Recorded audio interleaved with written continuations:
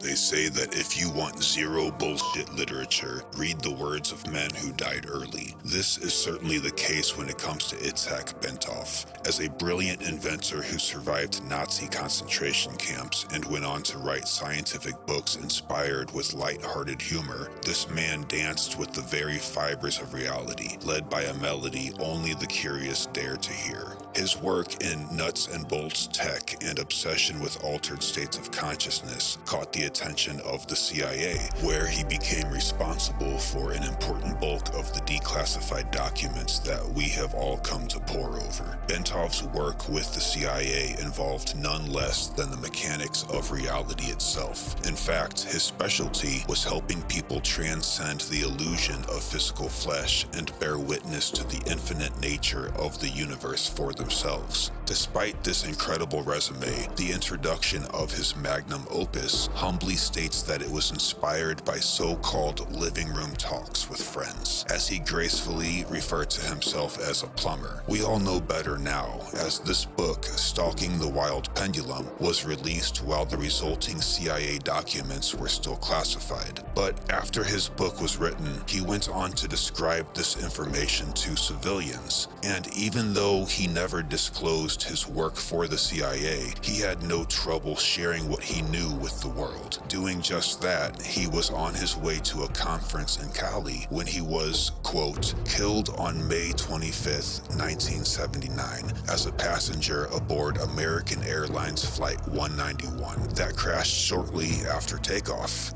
Ironic, decades marinated in covert operations, yet his death was as public as it gets. Your mom actually remembers this famous plane crash, as it makes great pillow talk for us. But I am not making any claims of foul play here. Many of you know that an enormous amount of the people involved in this agency's now declassified documents died in similar accidents. Easily a coincidence. But it seems as if when they are done with you, they are done with you. This is where the internet and literature comes out to shine. There is a lot of bullshit out there, but none of it came from Bentov. And although there is much online about Project Stargate and the Gateway process, there is not much to be found about this treasure trove of work, and it involves the very essence of being itself. So let's bust out the diagrams. So, the death process seems to be a common theme on this channel. Sorry about that, but it is a great place to start here. When we die, we return the borrowed substances back to the earth, but there is another component to life other than the physical body. During our lifetime, we collect information and categorize it. This is intellectual chaos into order. We collect both raw data and emotional information. This body of information is collected by a non-material entity, that is us. This information is absorbed back into the cauldron of universal mind that is produced by all conscious beings. The individual psyche might reside for some time in the astral or causal realms, but will eventually want to acquire more information where, you guessed it, reincarnation takes place. And on that note, I would like everybody to relax, because it seems that we choose this reincarnation according to our will and are not forced into it, as many modern day conspiracies seem to indicate. But nevertheless, cymatics is the key to this entire thing. The nature of reality itself is based in sound, so much so that we even have these very specialized openings on either side of our head called ears, I think, that have the strict job of hearing things. And there's a lot of people who might not realize that. The reason this is so important is because sound is an oscillation, just like everything else. Basically a kind of movement that comes to rest and then swings back, coming to another rest, and back and forth like a pendulum. These oscillations cause vibratory patterns that we call physical reality. We have all seen sand take on incredible geometric patterns on a plate that is vibrated at a particular frequency. Frequencies spread out in this pattern across the metal plate, and the sand tends to avoid them because, just like anything else, they prefer to be at rest. So they clump together in these areas where the frequency is less frequent. As we have seen, the faster the vibration of the frequency, the more complex the pattern is. This friction between the two worlds of rest and motion is what gives birth to our physical reality. And the suffering stemmed from that friction is what causes evolution and growth. Something that we will come back to in a bit. This experiment with cymatics is a perfect example of chaos into order. The once static and chaotic grains of sand interact with the friction of the sound frequencies and organize themselves into a particular order of geometry. As strange as it sounds, this is indeed why the entire universe exists. What is especially fascinating about cymatic shapes is the fractal holographic element to it. Only a small portion of this pattern is necessary to understand the entire rest of the whole. We can predict what an entire snowflake looks like by only having a small portion of it. And parallel to that, we can understand the entire universe by simply looking within. Just like the Buddhists have said all along, all the world is in a grain of sand. This is illustrated beautifully in one of Bentov's most famous experiments. He illustrates how the universe is naturally holographic by dropping 3 pebbles into a bowl of water. By looking at the ripples in the water interfering with the ripples from the other pebbles, we can accurately identify the whereabouts and motion of those very same pebbles without having access to them directly. The interference pattern of the water ripples are now raw information that we can use to extrapolate everything else about the unseen world beneath the surface of the water, like the now unseen pebbles. A Zen master of no name posed a question to the modern science of today, asking, "Why do you spend all this time and money on rockets and microscopes when you can just understand the universe by sitting and watching a creek flow around some stones?" This holographic concept is amazingly also displayed in the human brain, which is just as holographic as our world. Only one section of the brain is necessary to understand the rest of it. And if you need proof of that, check out some of the modern science that shows people being able to retain memory and continue to grow and learn with sometimes more than half of their brain removed from an accident or a surgery or something. And you don't have to look very far because I can vouch for this. Once upon a time, at a very young age, I suffered a blow to the left side of my head that caused this ear to be deaf. And ironically, I could play the piano fluently from that moment on. And this is the same musicianship that you hear in these videos today. Perhaps you have also heard about people with multiple personalities. A person with 5 personalities could have one that is allergic to seafood, having drastic reactions, whereas the rest of the personalities don't, and enjoy a nice meal at Red Lobster, despite it being way worse than Long John Silver's and double the price. This certainly shows the holographic nature of mind over matter, and proves that the brain is more of a receiver than it is a producer of consciousness. Some call it placebo without second guessing what that notion even indicates.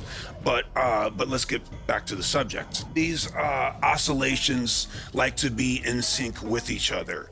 This has been coined with the term coherency. If you stack several grandfather clocks next to each other that are out of phase, eventually they will become coherent and tick right along with the other ones at the same time. The same way that multiple women will eventually sync up their periods when living together. And if you have multiple women synced up, that might be a good means to plan your time away from the house or vacation. It's not just grandfather clocks and periods here. It is everything. A system of tuned oscillators will pick up even the thinnest, tiniest signal that has been emitted. This is why we resonate with certain people so easily and pick up on their body language in perfect step with our own. So it seems oscillation coherency is also what gives way to having a BFF. However, there are many stresses that cause irregularities in this harmony, but as soon as the source of disturbance is removed, orderly rhythm will return to the system. Add joke about governments here. You know what, that'll do. The ancient esoteric sciences and the modern C.I.A. experiments both seem to indicate that atoms, or solid matter, don't exist at all in the first place, but are instead just pockets of void that have been ignited with frequency. Think of the surface of a body of water that is totally still and undisturbed. It will be completely transparent, as if there is nothing there in the first place. But when you ripple the surface, well, then you can see the water as if it becomes. The void that gives way to that reality, being the depths of the body of water, remains still. Tapping into that space is very well illustrated by that 21 Pilots song where he says, life moves slow on the ocean floor. I can't feel the waves anymore. Did the tides forget to move? So the sun and Saturday. Well, I played that wrong, but we'll assume that it was for copyright purposes. I promise that won't happen again. I think we all remember 10 years ago when they said that the atom is 99% empty space. And then 5 years ago, they said that it is 99.99% empty space. And of course, as of last year, that percentage went to 99.9999999. They just keep on adding nines to it instead of admitting that it ain't there. The solid mass just isn't elusive, it just flat out isn't. Bentov stated that when we highly magnify the image of our solid reality to get a good look at what it's made out of, we accidentally find a completely new underlying reality. On closer inspection, our reality seems to dissolve into this rapidly pulsating matrix of fields of energy. An interference pattern of waves that fill this vast vacuum of our bodies and outwardly forever. Remember how the points of rest on the pendulum create a tiny moment where we cannot measure its trajectory or its inertia. Much like our metaphor of the pendulum, the so-called particles that make up our bodies blink in and out of existence as well. This oscillation is said to occur 14 times per second, 7 up and 7 down. This is why it has been found that the electromagnetic field of the human vehicle vibrates at a frequency of 7 hertz. At the precipice and valley of this oscillation is that short moment of rest that happens in a blink. It happens so fast that we don't even notice it in our normal waking state. That is, until we start a thorough meditation practice. Although Bentov was certainly not the first to master this technique, he seems to be the one who brought it to scientific illumination. He explains that through meditative practices, one can extend the subjective time of those momentary outblinks that result from the small periods of rest at the opposing sides of this oscillation, and we will come back to that shortly. But 7 hertz, this is a harmonic fraction with the resonance of our very planet, and we can become in tune with that. This ability is not new or unique to us. It is exactly what birds use to fly enormous distances without having the Waze app on their phone, and the same that whales do to meet up and make babies. This is why particular disturbances in the Earth's field, like a solar flare or tectonic divulsion, will cause multiples of whales to beach themselves or flocks of birds to fly into the ground. The same exact thing happens to us when there is a stress buildup in the nervous system. Yoga and meditation is easily the best way to alleviate that buildup. Right here is where we find the difference between Jerry and Newman. Jerry began his meditative practice early in his career and does so to this day. Newman, however, does not appreciate the fact that the male never stops. All right. It seems as though reality comes to, so to speak, or becomes real due to the motion occurring between these two states of rest. This indicates the obvious, that when the oscillation of that motion comes to rest at either side of the pendulum, it technically blinks out of existence for that moment of time. In those moments where physical reality no longer exists, the realization of Zen is there waiting for us.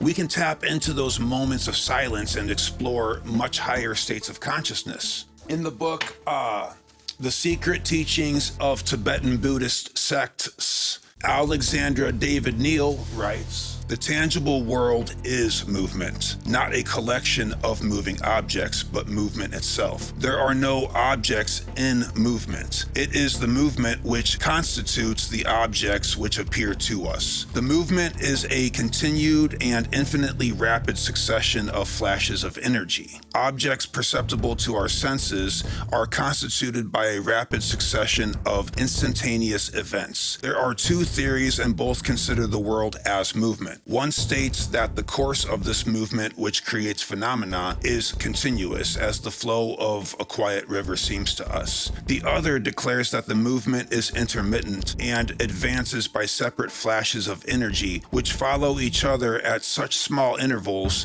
that these intervals are almost non-existent." But this begs the obvious question: where does matter go when it periodically disappears? And what happens to us as we blink on and off? To answer this question, we are forced to speculate the notion of time. As we learned in the previous video, time does not exist, but simply occurs from us due to the involuntary measurements of movement. This so-called time is subjective, or if you ask Albert Einstein, relative. As he once said, when you spend 2 hours with a pretty girl, you think it's only a minute. But when you sit on a hot stove for a minute, you think it's 2 hours. In the truly quirky and fun-loving fashion that Bentov is known for, he develops a practice or technique that can harness the power of this ability to stretch out subjective time. This teaching is heavily based on the realm between beta and theta waves, but we'll leave out some of that stark science for the sake of keeping it real here. I'm going to read what is written by Bentov on exactly what to do, but afterwards add my own take to it. Step 1. Relax. Position a watch in front of you. Step 2. Look at the watch in a relaxed way and follow the second hand. Absorb and remember the rhythm at which it moves. This has to be done quite effortlessly. Step 3. Close your eyes and visualize yourself engaged in your most favorite activity. This visualization has to be perfect. For instance, if you visualize yourself lying on a beach, you have to be there. Don't just think you are there, but feel the warmth of the sun and the texture of the sand. The results will be better if you choose a relaxing activity rather than a hectic one. 4. When you feel that you have stabilized this visualization, slowly open your eyes just a bit. Don't focus on the watch. Just let your gaze fall on the dial as if you are a disinterested observer of this whole affair. If you have followed the instructions properly, you may see the second hand stick in a few places. Slow down and hover for a while. If you are very successful, you'll be able to stop the second hand for quite a while. To some people, this is a shocking experience. The moment one feels shocked, the second hand accelerates and resumes its normal speed. Now, this is the part where I must admit that I must not be doing it correctly, because this experiment does not work for me. I am just too uptight. If you put a lump of coal in my butt, you'll have a diamond in 2 weeks. In fact, holding the thought of being at a beach or any other activity stimulates my mind even more. I can say, however, that even before reading this book, I have been able to slow down and stop subjective time with a completely different meditative technique. The way I discovered this was by accident. Working in construction is sometimes very cold, so I would give myself a one-up by utilizing the Wim Hof method to make myself immune to wind and low temperatures. And it is very effective. What is not said, and possibly only unique to me, is that while holding on the exhale, this breathing exercise surely does slow down time and create a space of non-thought where I can perceive the self and consciousness in a way that I just don't have words for. I remember sitting in my car before work and noticing that during these meditative states, 1 or 2 minutes seemed like 15 to 20 minutes. And it was a fantastic way for me to find rest and relaxation and to get a grip for the day. And I only barely hesitate to say, be gifted with a sort of superpower and mental clarity and an immunity to pain. Mind over matter is a real life miracle that we can work with, and it is different for everyone. And not to come off with a sales pitch here, but I break down step by step exactly how I achieve these particular altered states naturally in videos that are visible to members of this channel. This isn't a ploy to make more money as much as it is just not wanting to clutter the channel with a ton of extra videos that don't pertain to our long-form documentaries. When someone clicks on the channel for the first time, I would like them to see these long-form documentaries that we're watching right now, and not just a meditation instructional. But I digress. Bentov does a fantastic job of taking the woo-woo out of the subject of time-expanding meditation, utilizing scientific diagrams. The breakdown of these would be an entire video of their own, but by all means, check out the book for yourself. I even think that it's on YouTube in full. So being deceased, I don't think that Bentov will mind you chasing that shortcut. In fact, if he were alive, I don't think he would mind either. It is the message that was important to him and not the money. The best way to wrap our heads around this, though, is to think about infinite velocity and points of rest being parallel. Imagine hypothetically being able to move at infinite speed. Well, you would be everywhere all at once, making you omnipresent. Now imagine that you are able to absorb information at the same time. Well, this makes you omniscient. Ironically, this very state of infinite velocity of being everywhere at once is exactly the same as being at rest, as you would just be in all places at once, with a parallel understanding of your own state. Despite having a paradoxical conclusion, this is scientifically sound. In both cases, time no longer exists, and in both cases, the location and velocity of the observer cannot be pinpointed, yet remains its integrity as an information processing unit, despite its rapid expansion into space-time. As supernatural as this sounds, this altered state of consciousness can be attained by harnessing the subjective time of these periods of rest at either side of our pendulum, as the self blinks in and out of existence due to its quantum nature. We have to remember that mass cannot move at an infinite velocity, but as an observer, being a non-physical entity, we will have no problem doing this. Pure psyche has no weight or rules attached to it. This helps us scientifically explain the abilities of people like Ingo Swann, who can operate observation without the constraints of space and time, and could accurately describe events that occur in both the past and present. While working for the CIA, it seemed that he could also describe the future as well, but paradoxically, just by doing so, it would measurably affect the outcome of the future. And I am hoping to do a full-length documentary on Ingo Swann in the near future, so stay tuned. If we look at this diagram drawn by Bentov himself, you know what, Kregan, can you spice this unit up for us a bit? All right, there we go. If we look at these diagrams, we can see that the literal workings of stretching out the subjective time of these blinks out of reality as they occur 14 times per second, thus at 7 Hertz. The experienced meditator can use the above techniques to stretch out the perceived time of these out intervals, causing us to be able to spend as much time in the higher realities as we do right here in solid reality.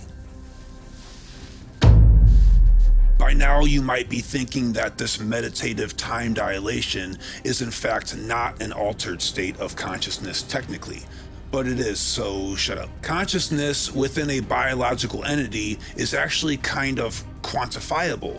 Bentov writes this: "We can say that consciousness is the capacity of a system to respond to stimuli. This system may also be a nervous system, no matter how simple. Suppose we stimulate an atom by applying ultraviolet light. The electrons may get excited and respond by jumping into a higher orbit farther away from the nucleus. It will react with a number of different responses. If we take a bacterium and tickle it, it will react with an even larger number of responses. The higher and more complex the organism, the more varied and the more numerous the responses. Let us define this number as the quantity of consciousness. We may at first have trouble trying to visualize a rock or an atom as a living thing because we associate consciousness with life. But this notion is just a human limitation. Minerals may also have difficulty in understanding human consciousness. We restrict the term live beings to beings that can reproduce. This is quite arbitrary. We seem to project our own behavior onto other systems by saying that starting from the atom and going to larger aggregates, there is no life. And then suddenly, when the aggregates of atoms have reached a certain stage of organization, life appears, because we can recognize our own behavior in it. It may be refined or primitive. Human beings are also designed that when properly trained, we can interact with anything that has consciousness at whatever level. Thus, the bandwidth of F5 to F6 expresses the responses of the human nervous system to all possible stimuli. This system codes the information in an action and rest code, from which our brain constructs our reality. But then the other bands in this diagram, the ones above human frequency response, such as F7 and F8, or the ones below it, must also represent the realities for the population occupying those levels. In short, what we are dealing with here are actually different realities. This implies that all matter in the universe, starting from the atom, is moving up in levels of consciousness under the forces of evolution until it finally reaches the absolute. It goes on to illustrate how all consciousness moves up, graduating step by step each gray area until it reaches the absolute. What is fascinating is that this does not indicate a black and white duality between physical reality and non-physical reality, like one, including myself, is apt to think. But instead we have the astral level, the mental level, and the causal, moving up in that order until it reaches the absolute, which implies total control over nature. This thin membrane of reality between the causal realms and the physical seem to be where human consciousness often gets caught up in its emotional states, in this level that we call the astral. This is why it is instructed in esoteric science to be very careful when exploring this region during out-of-body experiences. This is where the emotional body oftentimes hangs its hat and is indeed inhabited by personalities that don't have your best interest in mind.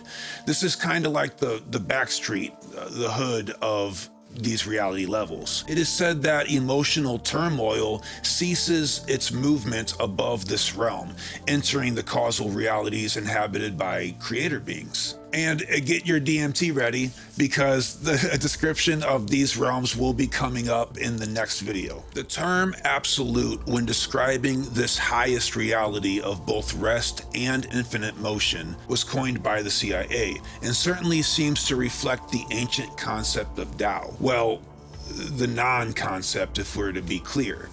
This is what the Zen masters may have been aware of without the scientific terminology. It is interesting that the two contrasting concepts of movement and rest indeed become reconciled in the absolute. This is a sort of baseline of reality above it and below it. This is the non-reality that all existence springs from, just like the Tao. It has also been referred to as the waters of the deep in multiple religions. And we covered that in a previous video about manifestation and the Philosopher's Stone. And if I'm not mistaken, I think you missed that one. The absolute, or the Tao, is fixed, eternal, and invisible, basically unchanging. But the relative reality that springs from it is the manifest, or basically the temporary changing aspect of reality known as Maya in the East. The eastest east of all the easts. And the metaphor coined as the waters of the deep is a perfect analogy for this, because water moves as a wave function, of course, but we can also think of water as having multiple temporary states: fluid, solid ice, and of course, vapor. The states of reality change and are temporary, but it is still always water, thus the absolute all along. The idea of everything having consciousness, including minerals, is not new, by the way.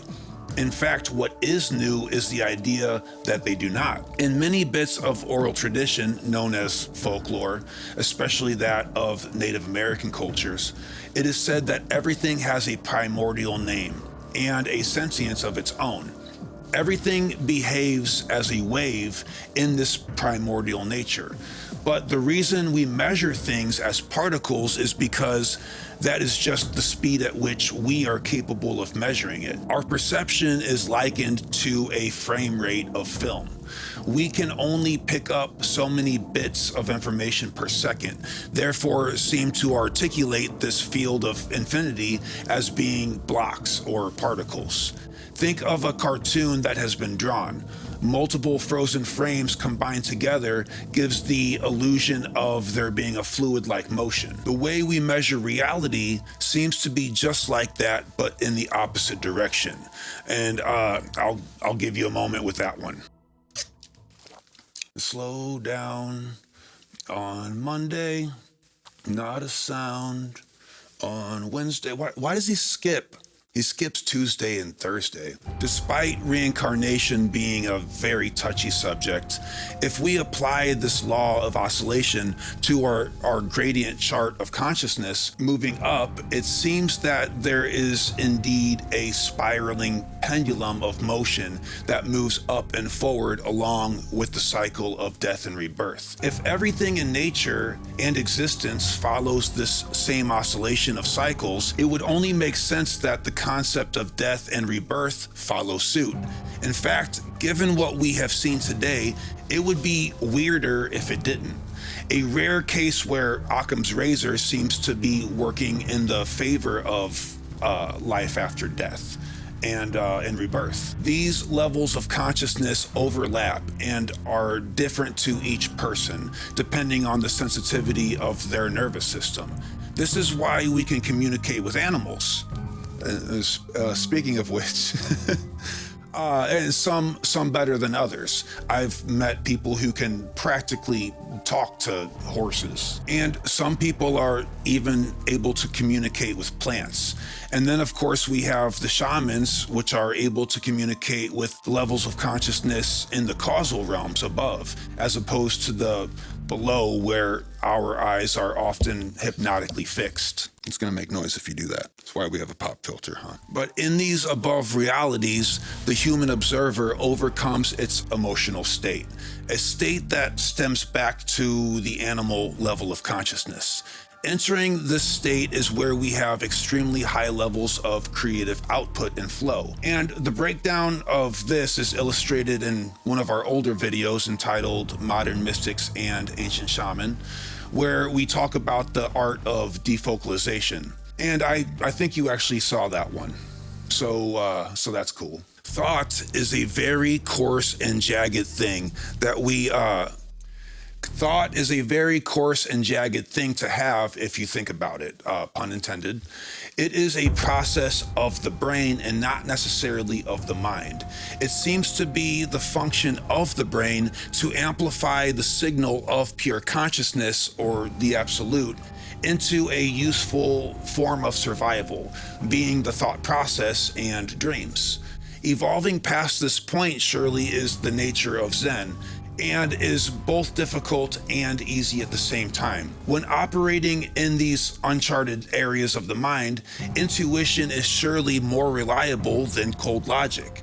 Bentov illustrates this with a parable of the bicycle, showing that this information seems very unlikely or even impossible until it becomes self-evident through gnosis or experience. Basically, if you show somebody a bicycle and tell them what it is used for, the person might laugh out loud at how ridiculous it is to be upright on this contraption. You know, if they've never been familiarized with a bicycle before. It is a thin seat on two wheels and can easily fall over. A very unstable vehicle, but what they are missing is the invisible principle of inertia that keeps the bicycle upright when in motion. This is a reasoning that can be only experienced and not explained. This is gnosis in a way. The soul, not to be confused with spirit, is parallel to the psychological term that we call the psyche. The psyche is independent of the body, but uses it as a kind of garage, as a place of learning. I think of it like this. The universe wants to make itself known to those who can comprehend its language. This is truly an emanation of love. It is hypothesized that the concept of love and gravitation might be the same phenomenon. When reading this, I couldn't help but remember a section in Edidorpa where the man who did it had mastered all of the great mysteries before him except for gravitation, as he had explained that it pervades and pierces all things in the universe, whether physical or not. And as above, so below, it seems that love itself seems to have a gravitational effect on us in this reality as well. Bentov maintains that the whole universe is love and is an information gathering system. The creator breaks himself up into smaller fractalized units in order to be able to experience all of the possible interactions among his particles on all possible levels, thereby learning to know thyself. This sort of knowing includes all things, as Hermes T clearly states that the all is mind. And this includes us and our potential growth. Evolution seems to be built in to the friction of this learning process and pushes all matter, therefore sentience, higher and higher in complexity and construct until reaching the absolute, and then starting all over again, but this time with a fat promotion. I see entropy speak. The world egg has been an allegory for the birth of the universe since before recorded history. The symbol exists in every myth and religion that we can find. This indicates that either A, all of these civilizations somehow communicated with each other over vast distances of both location and time, or B, that they all discovered exactly the same thing by means of their own esoteric sciences. Both options are equally as startling. But the second option, B, indicates that the cosmic egg is not an allegory after all, but instead quite literally how reality is birthed from pre-existence. So our ancient people either had some kind of time-traveling internet or knew exactly what they were talking about. What if I told you that option B is not only more likely, but is in fact structurally backed up by modern science? To be clear, not mainstream science and its surplus of limitations and taboos, but modern science nonetheless. We'll jump into that after the intro. But first, what are the common themes of all cosmic egg mythologies? In Hindu mythology, the cosmic egg was split in half down the middle and wields a single point of death and rebirth at its center. The Upanishads state that this golden womb floated in emptiness before breaking into fragments that formed the heavens and the earth. The Rig Veda reads the same. In Chinese mythology, the universe was born from a primordial egg of chaos that hatched into a construct of order, a golden fetus. In Egyptian mythology, the sun, known as Ra, fell into place after being born from a primordial egg in a stage known as the first occasion. In Hermopolitan theology, we have the Ogdode, a world egg that represents the conditions of existence before the gods created it. In Slavic mythology, blackness was enveloped in a golden egg, where we find Rod, fast asleep, floating in primordial chaos, waiting for the chance to grow strong enough to create his body, being our world. In order to do so, he had to break off into dual pairs, and until doing so, would remain unknown to himself. And of course, we have a long favorite of this channel's community, the Dogon tribe, who state that Amma was alone and the shape of an egg until dividing herself, establishing the four cardinal directions. Within this egg was the material and the structure of the potential universe. Amma failed the first attempt at this, but in the second attempt succeeded in planting a seed within herself, a seed that resulted in the shape of man. During the gestation, there was a flaw, causing the universe to be incomplete until the Nomos were able to utter the words of Amma, and this sound united the polarities of the egg. Although I have chosen my favorite segment of each of these mythologies, every segment mentioned here is found in one way or another in the other mythologies. Each segment is also found glaring us dead in the eye with new scientific terminology within the declassified documents compiled by the CIA. And keep the above mythologies in mind as we move forward, because the parallels are mind-boggling to say the least. All life springs from some kind of egg. Even mammals start out within eggs while in the womb until met with the seed necessary to be fertilized. With an ample amount of evidence that the universe itself was birthed in exactly the same fashion, well, as above, so below, it seems as if the cosmos is alive and aware of us, and is patiently awaiting the day that we grow enough to realize it. When the CIA quietly declassified its secret documents about reality and consciousness, it created a shitstorm of people who didn't give a hoot, but also a storm of people who connected the dots of world mythologies that tell an identical story in various terms. Mythologies that seem to line up with the self-evident gnosis of people who have explored meditation and hallucinogens. We are lucky to have Bentov, who seemed to cover all of the above. Mainstream science has been running with the Big Bang Theory for as long as we can remember, despite how flawed it was and how continuously unlikely it seems to become. The premise for the Big Bang is based mostly on the fact that everything is expanding, but when we found out that the expansion is accelerating, it threw a wrench in the whole deal. So instead of turning to mythology and the esoteric sciences conducted by more clandestine researchers, they threw all kinds of new clutter on top of it, like dark energy, while simultaneously admitting that they had no idea what it was. But if we look at the shape of an apple, an egg, or the magnetic field of a human body, and even the Earth's magnetic field, we see a commonality, being the torus shape. We will get to the evidence in a moment, but with everything in nature taking on this energetic 3D shape, To find that the universe was not this shape would actually be weirder than if it were so. And when we do consider the universe as having a toroidal shape, it answers more than just a few questions, including why the expansion of the universe is accelerating. In Bentov's model, we see the universe expanding as it exits this so-called white hole.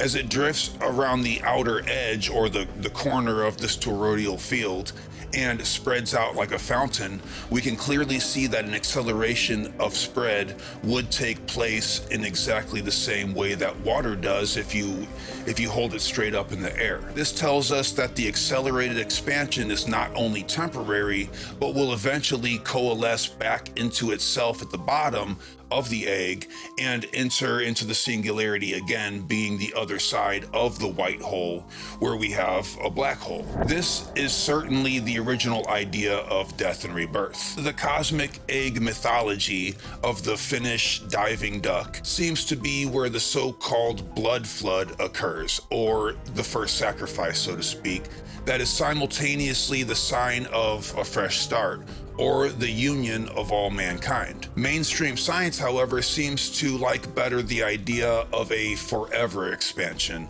until the universe eventually spreads so thin that it goes cold and dies forever. As most of you already know, this is just not how a perpetually driven reality would work.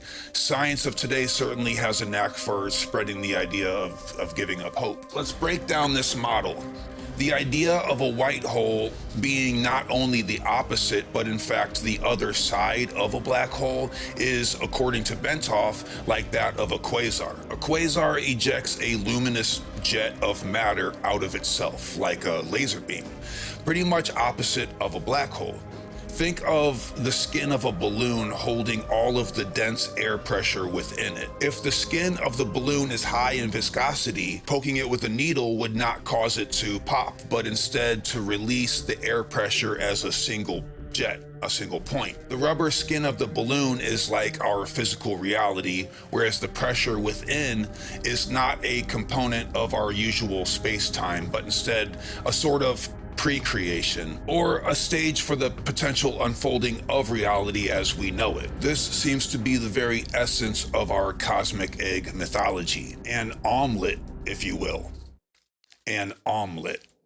Anyone care for an Orphic omelet with cheese and green peppers? The quasars and black holes that we see with our, telescopes and whatnot they seem to be a fractal of these much larger macro black holes and quasars. The jet that emits from this macro quasar expands as it moves away and cools down, forming our atomic particles and radiation, giving birth to stars and then eventually planets and an atmosphere as we have come to know. So going back to our metaphor of holding the hose straight up in the air, all created matter, just like the water from a hose, will mushroom out and follow gravity back down to its source. But unlike our hose, which has a higher source of gravity beneath our feet, being the earth, the gravity will pull it back in and up into itself, causing this torus egg shape. And as you might be thinking, up is the wrong word for that, because there is no up in this case, considering that the outside of the cosmic egg is just protospace, so to speak, or pretty much non-existence, like not even pre-existence, not even void. There would be no resistance imposing on the universe to be absorbed back up into itself. This is like if you were to burp and then suck that vapor back up into your butthole. Man, I'm gonna lose subscribers with that one. A very large portion of the simulated universe theory hinges on the idea that mainstream science has measured the fabric of reality or the universe to be flat or two-dimensional, so to speak, like existing on a screen. This is not conspiracy theory. This seems to be naive when you consider the fact that our torus shape has the skin on the outside of it, like the event horizon of a black hole. If you were to imagine a cream-filled donut, for example, the dough on the outside of the cream is our physical manifest reality, whereas the cream on the inside is our pre-existence, or the absolute, as it is mentioned in these classified documents. And if you are wondering how donut makers go about filling a donut with cream, well, it is actually quite simple. You see, when a man loves a donut very much, as our portion of the universe completes its cycle around the skin of the torus, it begins its death process in a gravitational collapse. As it nears the macro black hole, everything becomes compressed to a degree that its density can be measured in tons per cubic inch. At that point, the gravity is so powerful that nothing escapes, not even light. And unbelievably so, after that, not even time. Then, as time itself gets sucked into this gravitation, everything coagulates into a singularity that is so powerful, structure itself breaks down completely until it is once again just raw information, ones and zeros, if you will. Now that it is sheer information once again, it is ready to be recycled and emerges from the other side of the black hole into a reborn universe, and perpetually. Keep in mind, this does not mean the entire universe is reborn. The entire egg itself is the universe. It is whatever section of the universe that passes through the singularity that becomes reborn. This is both very exciting and very scary at the same time, but we will not see it until after we have already physically died, at which point, front row tickets to the greatest show on earth until we are ready to jump back in. This torus shape is very much like that of a tree when you consider the roots at the bottom and the branches at the top within the center of this egg, reminding us a lot of the Nordic tree within their mythology of the cosmic egg. The rainbow bridge, I think it's what it's referred to as.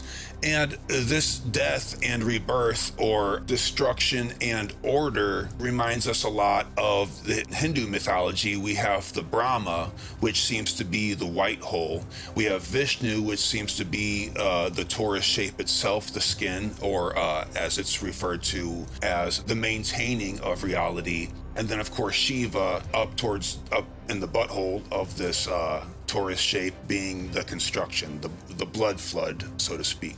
God, that's mythology is brutal. Blood flood.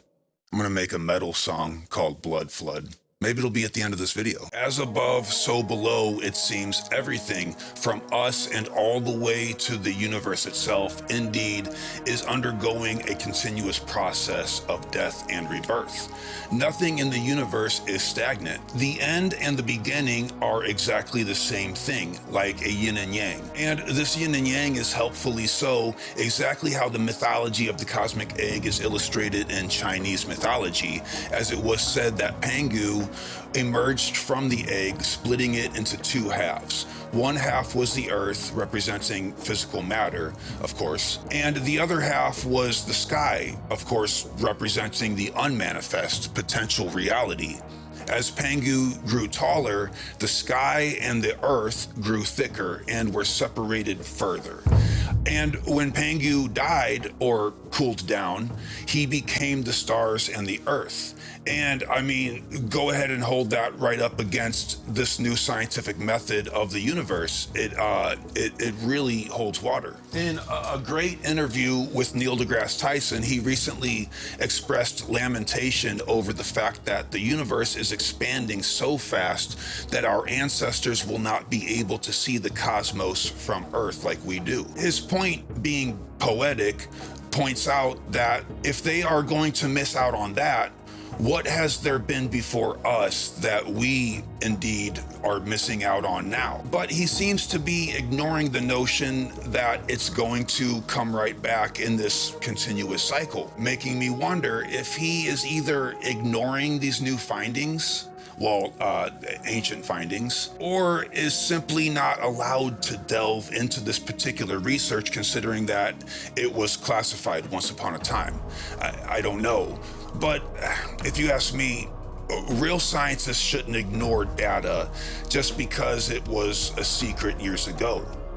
And he needs a haircut. This cosmic egg is obviously a perfect allegory for the universe, but it seems as though it might also be a direct physical reflection of how the universe works, quite literally, thus making it and all coherent bodies indeed alive and sentient. For evidence, all we have to do is compare these findings to the already well-studied formation of literal eggs. Bentov writes this in his essay entitled The Organizing Fields of Life. If we take an ordinary chicken egg and make two windows, one in the top and one in the bottom of the shell without injuring the membrane, then using a sensitive voltmeter with a set of silver electrodes, touch the exposed membrane at the top and bottom of the egg, we find a positive voltage at the top and a negative at the bottom. When we make two more windows in the sides of the egg facing each other and take measurements, we find no similar potential difference.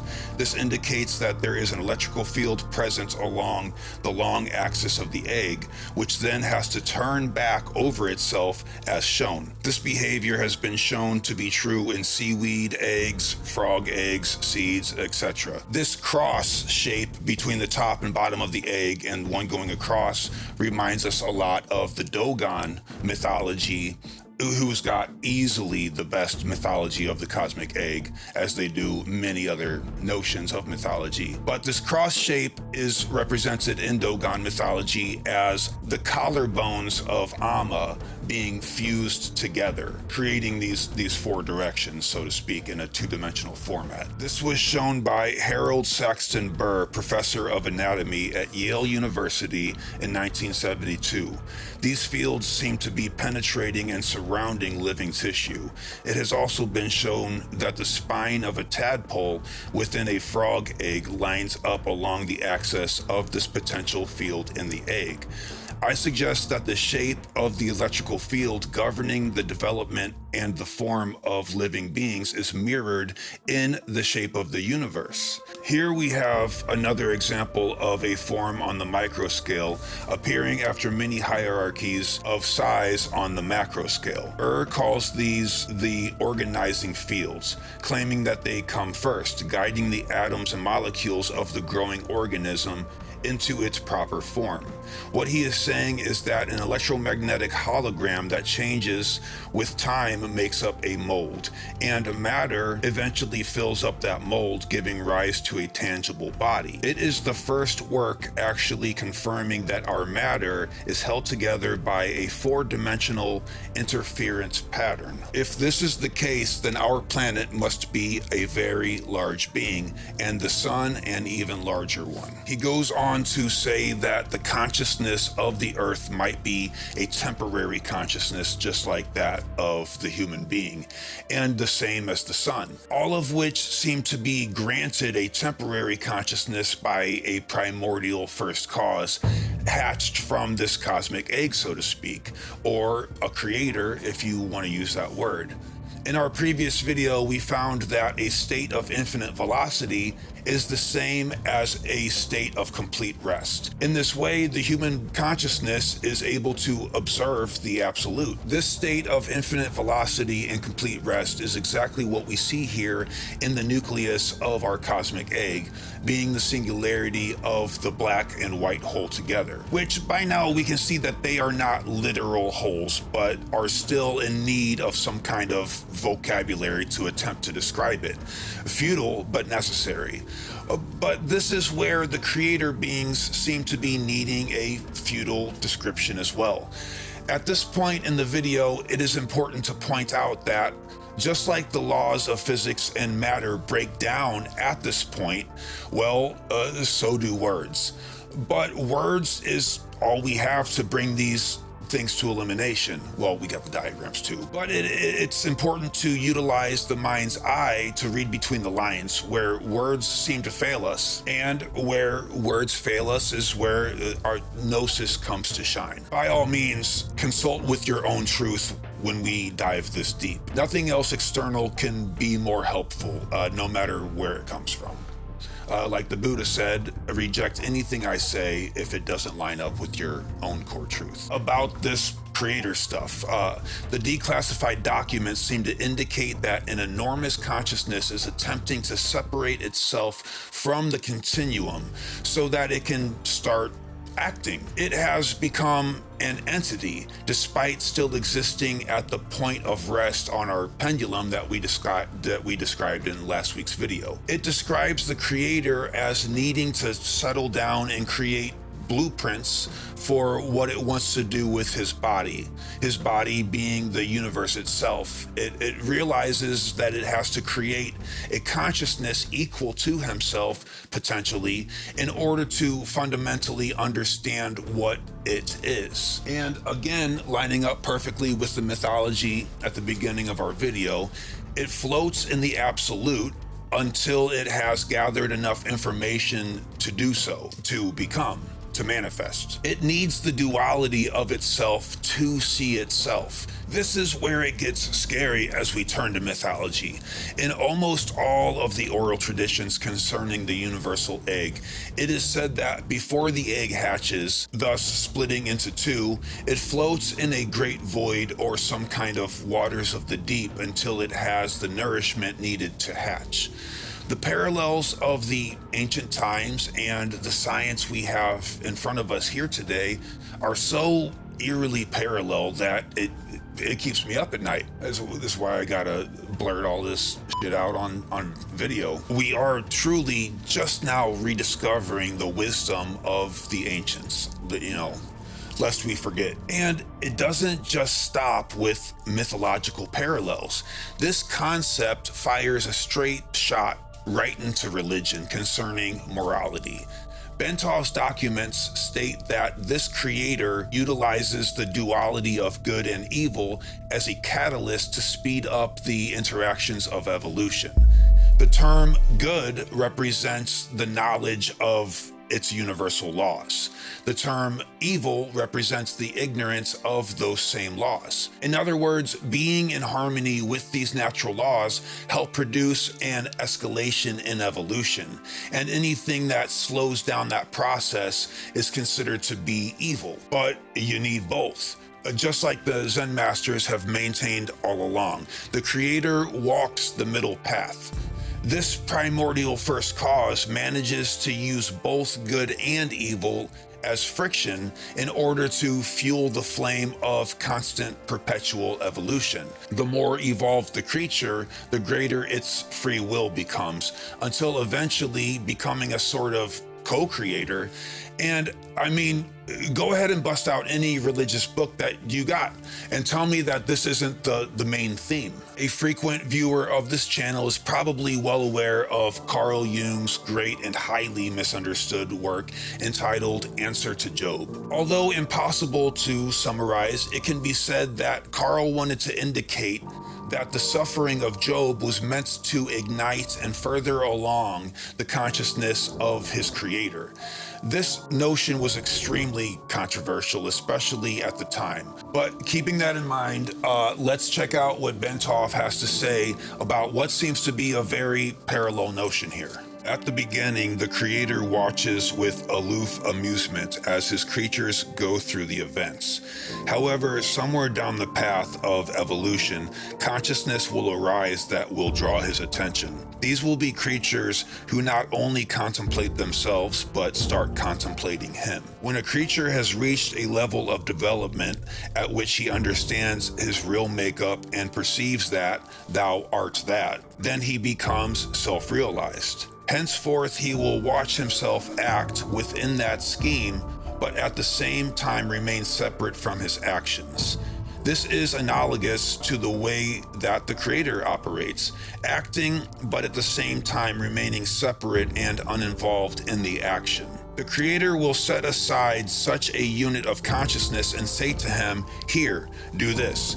It may just be little chores at first, but sooner or later, such a unit of consciousness will start guiding the evolution of the other consciousnesses. Once he has duplicated himself, he knows himself. So he closes down his shop, absorbing into himself all his manifest creation, and returns into the void. we have to emphasize that the events described until now did not take place in objective space-time. In other words, they were only his thoughts and were not yet manifest. This sounds a lot like our Brahma in Hindu mythology, whereas we live within the dream of the Brahma. While the creator can take his time to contemplate, design, and construct his universe at leisure, to us it would appear in a Big Bang. Suddenly the whole thing would just be there. Again, with the concept of the Brahma, if everything is within a dream, it wouldn't be dissimilar to the way we dream. So whenever we dream, there's an entire reality, a place, characters, fictional or not, that just appear there all at once. They don't necessarily have to evolve into place because they are projections of our own psyche. And Jung has just entered the conversation. Speaking of which, wait till you guys get a load of what Jung has said about flying saucers. He was like a prophet of the psyche, comparing the weightlessness of saucers to the psyche. And I know there's a lot of videos online covering his take on it, but they never quite make the connection of what Jung said to what we have now by Jack Valais. I think I'm pronouncing his name wrong, but what he says about ultra-terrestrials and what Jung says about saucers is just peanut butter and jelly. I can't wait to get to it. Back on track here. After reading that, we now have to wonder what causes the event of this so-called Big Bang in the first place. This question has haunted humans ever since we first had the notion of it. But it might be helpful to go back to how we understand a normal bird's egg. Imagine that our said creator develops his own boundaries or real estate that will form his body or our world. This is like rippling the surface of water that was previously still, causing it to become manifest. If we apply our toroidal shape to the rippling of the water surface, we have our eggshell. Let's remember the magnetic north and south of a chicken's egg. Energy is being built up at each pole of the torus, just like the chicken's egg. The accumulation of this potential energy will ignite and zap between the two poles, just like negative ions unite the sky and earth in a lightning flash. And with lightning, of course, comes a thunderbolt. Therefore, we have sound. Many of you, I'm sure, see where this is going. We now have the sacred Om, A-U-M. In other words, the first act of fertilization has taken place within the egg. And now, hopefully, if you didn't get the omelet joke of the beginning of the video, that's become illustrated. Nah, you guys got it the first time, I know. The thunderbolt, of course, is enough to disrupt our unmanifest reality, that is the absolute, rippling the surface and creating physical matter. This discharge sets our proto-matter or pre-existence, as illustrated earlier in the cream of the donut metaphor, and it erects a great column from pole to pole, and it mushrooms out at the tip and runs down along the shell, hugging the walls as it goes back down to the bottom where it is reabsorbed. We have now developed the so-called seed needed to fertilize the egg, and the appearance of physical matter as we know it. Within this seed, just like the seed of a tree, is all the information is necessary to form the entirety of a habitat for many birds and other creatures, and in this case, us and our very consciousness. All of the information is already there and free to anyone. If the purpose of evolution is to produce consciousness of an increasingly high construct, then the universe is a teaching and learning machine simultaneously.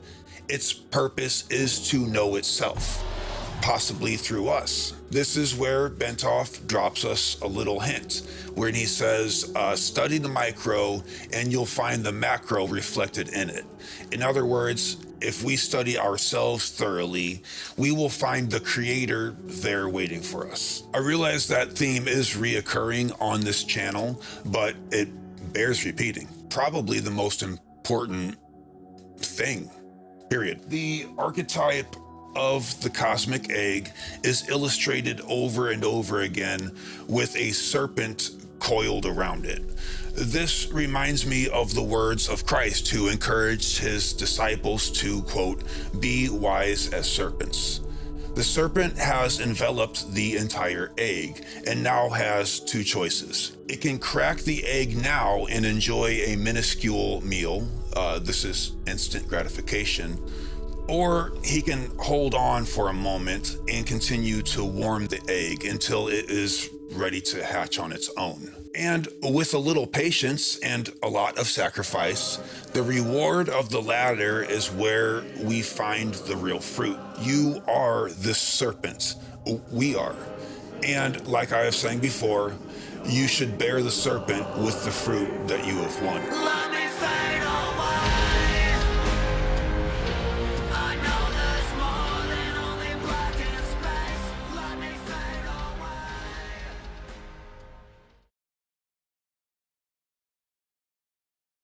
Richard Alpert didn't become Ram Dass overnight. As a boy, Richard was a thrill junkie, pushing the limits of speed with motorcycles and cars. It was during his time as a professor at Harvard University that his consciousness shifted just a bit due to the power of hallucinogens. But this didn't cause him to become Ram Dass either. Although he was given his new name by the great Indian sage Neem Karoli Baba, it was a long and drawn-out period of meditative seclusion that brought him into his final form, so to speak, and readied him to become one of the greatest spiritual teachers of the West. He was instructed by his Eastern teachers to sit in Zazen and, well, and nothing. That was it. That was his instructions. The first few days were agonizing. He had aches and pains in his legs, and the hunger was unbearable, not to mention the boredom. If you have ever been camping for more than just a few days, you might get the gist of this discomfort. But while camping,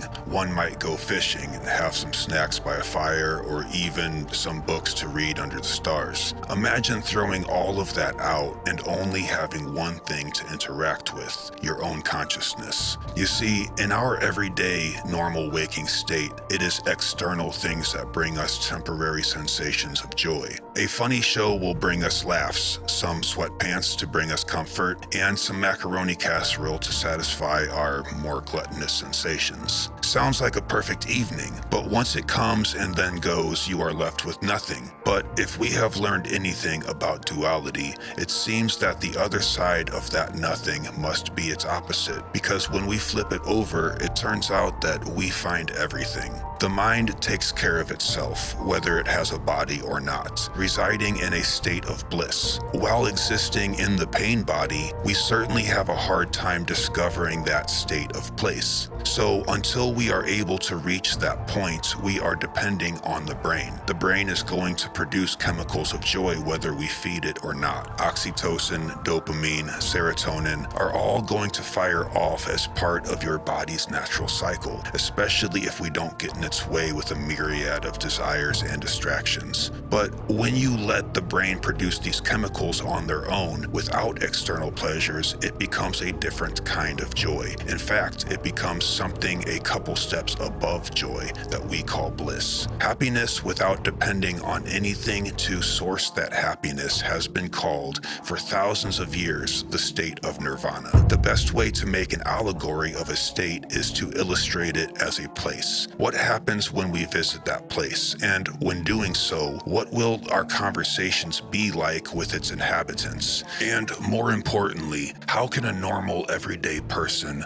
living in this rat race surviving learn to thrive instead by gathering the advice from the transmission blaring down to us from the higher and more subtle worlds? We are wearing crowns so heavy that they block that signal, but amazing things happen when we put those dunce caps down and listen. So, the Buddhists speak of a state of consciousness known as Satori. Although it is spoken of as a realm, this place exists outside of our common sense and logical thinking, and can only be accessed when one sheds their skin of unnecessary knowledge. Knowledge not to be confused with wisdom. The thing is, we already live in Satori, we just don't know it.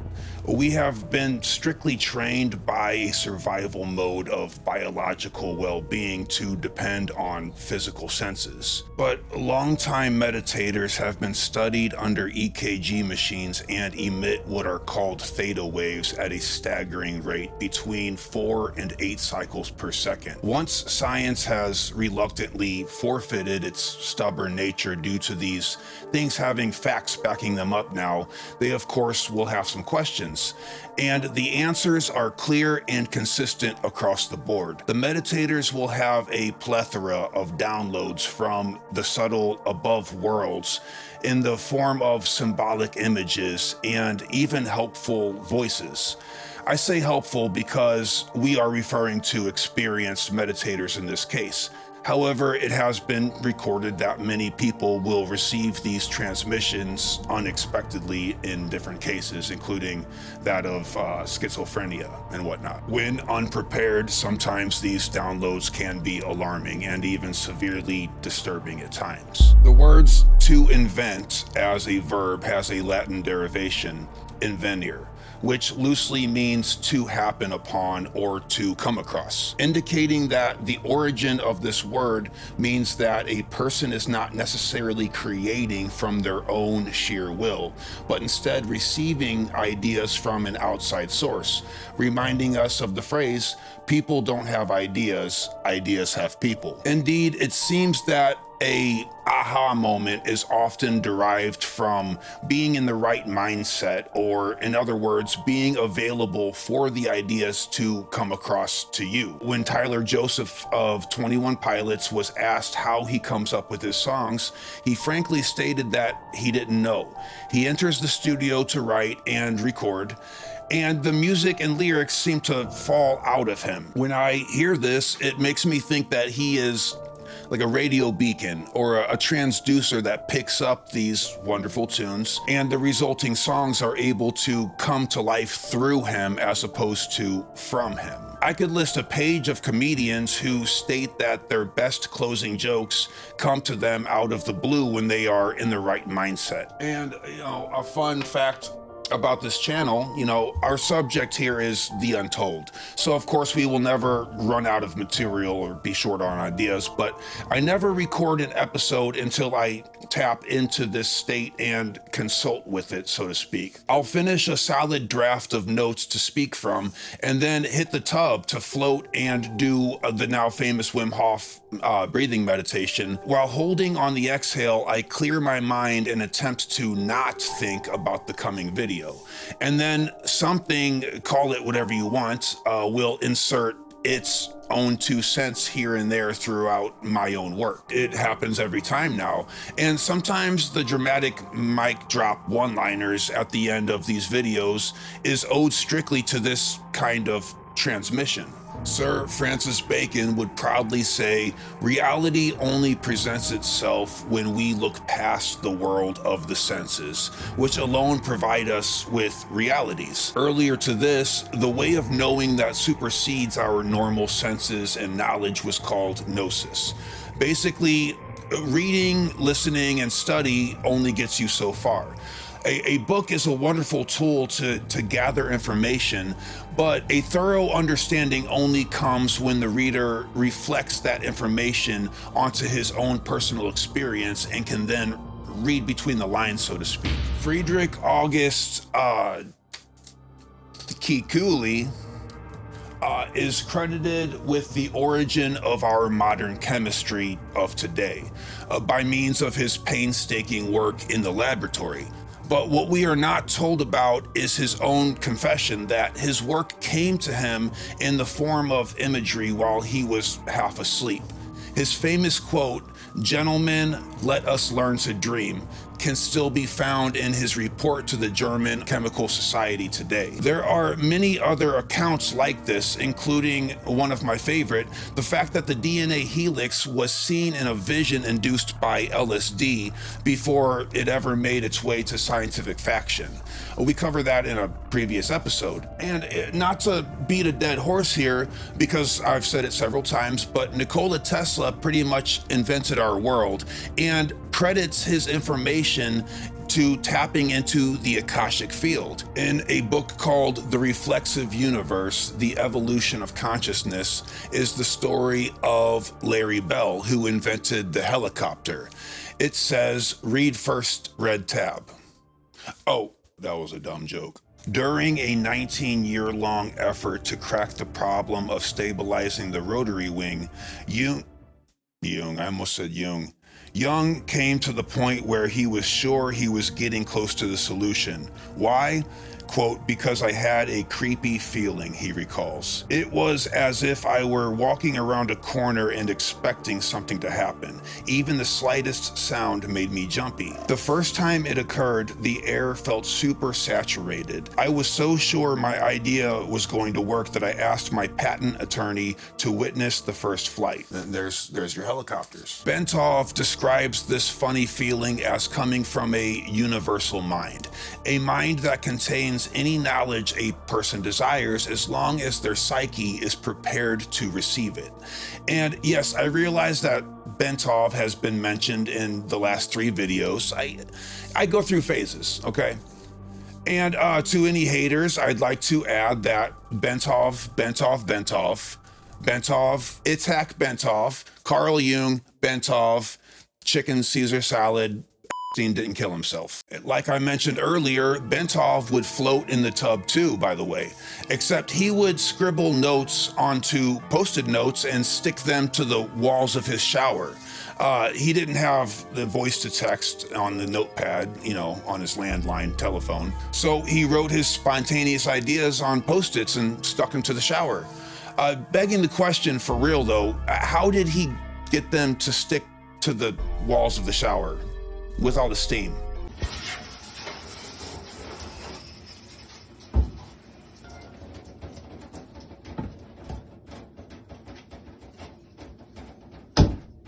Oh shit, it works. The techniques of tapping into this outer realm of ideas might be new to the Western world, but it's far from being new. All we have to do is look at Chinese medicines, the clairvoyant abilities confirmed in shamans around the world, and extraordinarily crafted architecture in the East, like seen in Cambodian temples. They were getting this from somewhere. An anonymous but renowned authority on yoga in India wrote a letter to Bentov stating, "What you say about the nature of the universe is authentic. The point of rest on your wild pendulum is technically called spanda in Shaivite philosophy. It is the initial impulse, throb, or shakti energy, or cosmic will of the supreme reality. It is all-pervasive energy.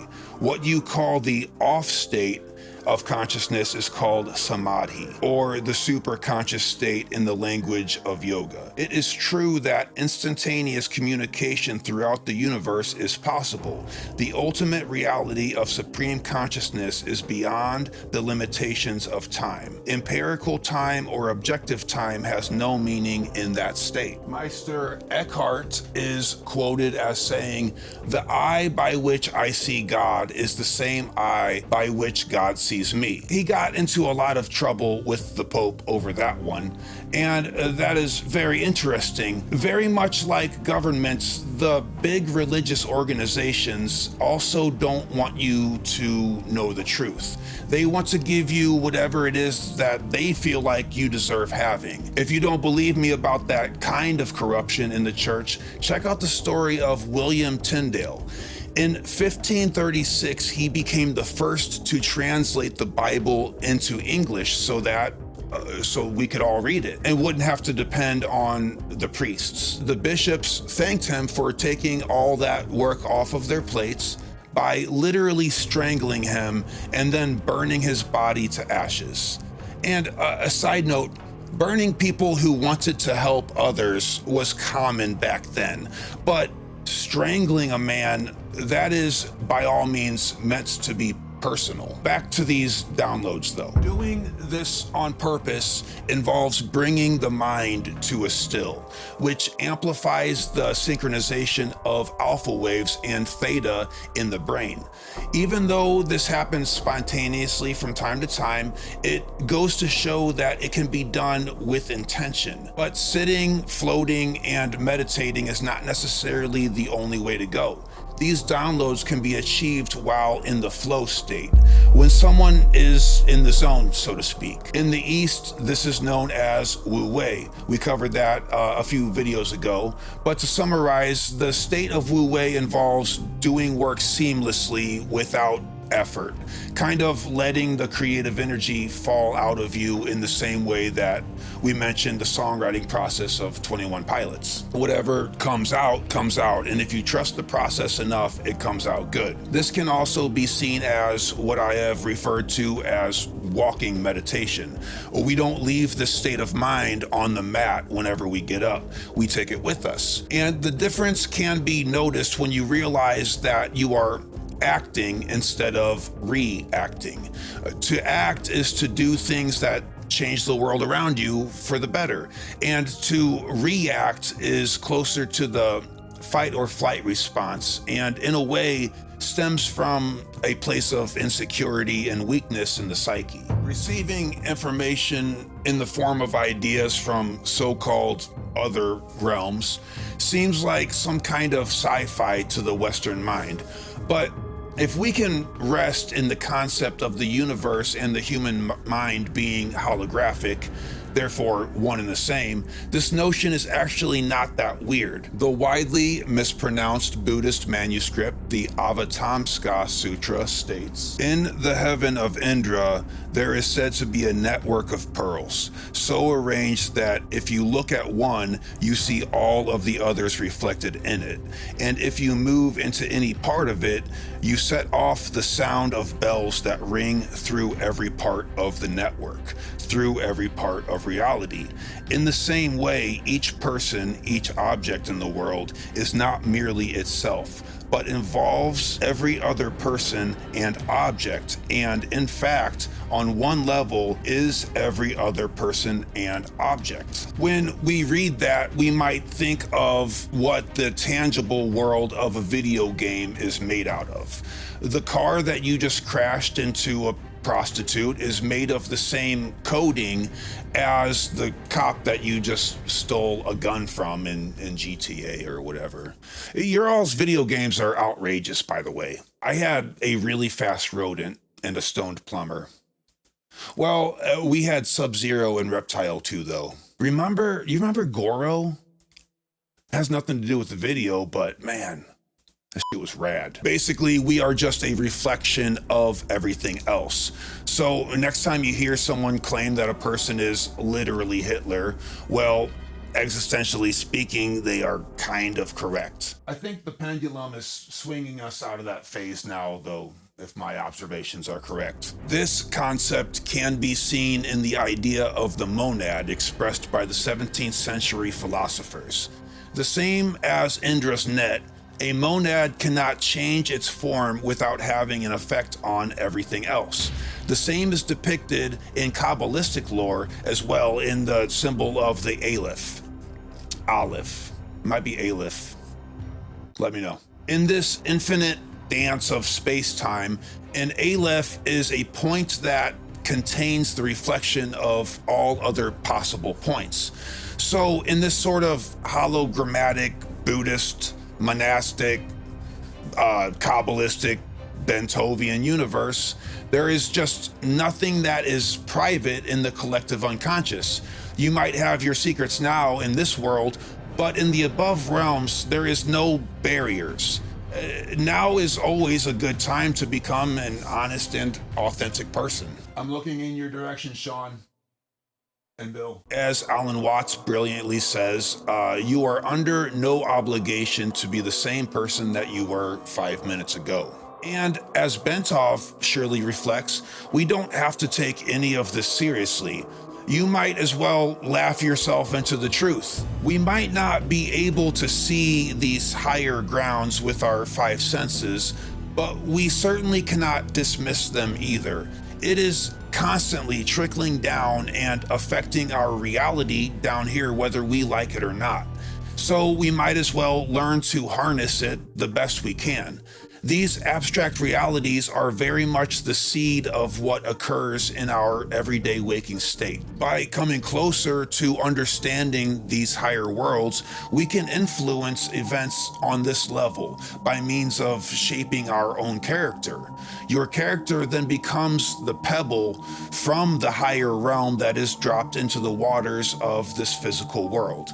The splash that comes from that pebble might be small, but you can clearly watch the ripple from that splash grow to immense sizes and cover the entire surface of the pond. One of my favorite things about Ben is that he knows that tapping into this state is different for everybody, and thus doesn't preach his own teaching as a one-size-fits-all. In his book, A Brief Tour of Higher Consciousness, he writes, as consciousness evolves and information starts pouring in, the information is couched in a language best understandable to the person involved. For instance, a poet will be shown the nature of creation in poetic images, an artist in visual symbols, and a mathematician in abstract equations. A nuts and bolts fellow like myself will have it shown to him in a structure. It's been a long time since that's happened, hasn't it? I've just been dodging it ever since. Back to our roots now, huh? In other words, each unit cell or individual human being in this hologram not only contains the information about creation, but contains it in an individualized, specialized form. Fortunately, since like-minded people contain it in similar forms, cross-checking of information is possible. To my great surprise, our experiences agreed not only in general, but also in many unexpected details. This knowledge appears, therefore, to be consistent and reproducible. This third book, written by Bentov, was originally called, and this is kind of more of a fun fact than anything, but I want to show you guys. Oh my God. Okay, here it is. It was originally called A Cosmic Trip, with the S's in parentheses, making it also read A Comic Strip as a pun. It kind of bringing these heavy concepts into a lighthearted and fun attitude. I recommend this little guy to anybody. This is proof that you don't need a 400-page book to learn an incredible amount of information. While watching a UFC fight, I saw a guy practically run up the side of the wall and kick another dude in the face, knocking him clean the fuck out. It was rad. But while the unfortunate gentleman was fast asleep, enjoying doing what he loves the most, his body was still alive despite his steady slumber. This brings up the question of consciousness as to how we normally think about it. It proves that there is indeed a rudimentary consciousness that takes care of the body while we are out to lunch. We might call this the wisdom of the inner parts. The awareness is not necessarily needed for the consciousness to exist. This rudimentary consciousness is not anxious about the idea of him losing this fight. This is the same consciousness that is not busy concerning itself with bills, taxes, and everyday drama in this life that we have somehow made as complicated as possible. This wisdom of the inner parts, so to speak, is the consciousness that simply knows that the sun comes up in the morning and then goes down at night, and looks upon us patiently, maybe with a little dismay, as we go about making that very process as complex as we can, and then complain about it. Just like this rudimentary consciousness keeps our organs running while we are asleep, It is also the primordial force that moves planets and forms the order of the cosmos. This seems to lend credence to the idea that the soul, or the psyche if you insist, can function without the limitations of a physical body. A colony of ants conducts itself with great intelligence, building bridges out of themselves and creating intricate, elaborate homes. Their way of gathering food is downright strategic, but the brain and nervous system of a single ant is extremely simple. In fact, they have a total of 6 nerve ganglia. So this emergent intelligence certainly does not come from a single ant, but from the collective hive mind of the total. Take away the queen and the ants keep working. Sacrifice the queen and the ants scatter and lose their shit. Mind does not come from brain, a point that science to this day continues to get wrong in the face of clear, self-evident truths. Even more stubborn than my teenage daughter. Sentience, however, like the above worlds, is invisible to us, so it is hard to talk about with language. But this is Library of the Untold, so let's talk about it. In our last video, we discussed a model of the universe being the cosmic egg, where mythology lines up nice and neat with the declassified CIA findings. But believe it or not, Ben's work did not stop there, and he indeed went on to study things that exist outside of our physical universe. The following codex speaks of multiplicities of universes, but this is not to be confused with parallel universes as popularized recently. When we zoom out from our cosmic egg, we see that it is the body of our creator, so to speak, and then we realize that he is not alone. There are others that lump together, and this togetherness is not static or chaotic. It seems to be staggeringly by design. Imagine a spiral or a helix reminiscent of a DNA strand. The cross beams or lattices on the DNA strand seem to be reminiscent of how these multiple cosmic eggs line up. This may or may not be a coincidence, considering that we live within the body of this creator. So this creator seems to live within the body of a much larger being itself. It is said that this being is impossible to comprehend, much less look at. So it seems to us to be split into 3 parts from its source. This has occurred to us humans as the Father, the Son, and the Holy Ghost in Christianity, Brahma, Vishnu, and Shiva in Hinduism, and a myriad of others that seem to reflect the same notion. This forms the shape of a tetrahedron, which is essentially the most basic, stable, three-dimensional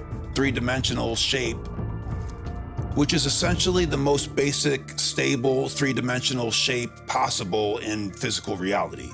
The Trinity takes up the corners at the bottom, and the unity of all 3 exists at the peak of this pyramid shape. Although the tetrahedron is explained as a physical shape here, let's not be confused. That is just the best way for us to comprehend it. But instead, think of it as a primordial consciousness that is a pre-shape for our physical reality to spring from. Hence, the universes or cosmic eggs emanating from it. Tremendous energy flows from this shape. And the next part caused Bentov to become quite puzzled, because zooming out further, he describes an aleph, a specific aleph that happens to be the first letter of the Hebrew alphabet. In his altered state, he asked into the void for an explanation of this and said that the answer came almost immediately. The answer could not be put into words by the void answering, but he still offers an explanation to us about it. Bentov states that the symbol has nothing to do with the Jews or the Hebrew alphabet, but instead an abstract 3-dimensional shape formed by the creative energies that are active on this level. He then goes on to hypothesize that the reason the shape may have become a letter of the Hebrew alphabet is because our ancient ancestors may have encountered the same shape while in similar meditative states. Now, I understand that this claim might be a bit controversial, but I personally find it to be fascinating, and this is my channel, so it's going in the video. But the notion is put forward that the symbols are parts of human consciousness and therefore become the archetypal symbols of mankind. Run with it if you want, or sprinkle some salt on it, sure. I want to know what type of techniques were used to get to this point of the meditative state, as the book nor the declassified documents cover that part specifically concerning this particular vision. But at this level, he came to an understanding about the power of sound and how these symbols affect the space around them. I'd have just flipped out though. Letters, numbers, and sounds are equivalent. They have certain effects on creation, and when used correctly, a person can use them to create and alter the world around them. As we zoom out further from this supposed DNA strand, we find a surprise that may not actually be a surprise at all.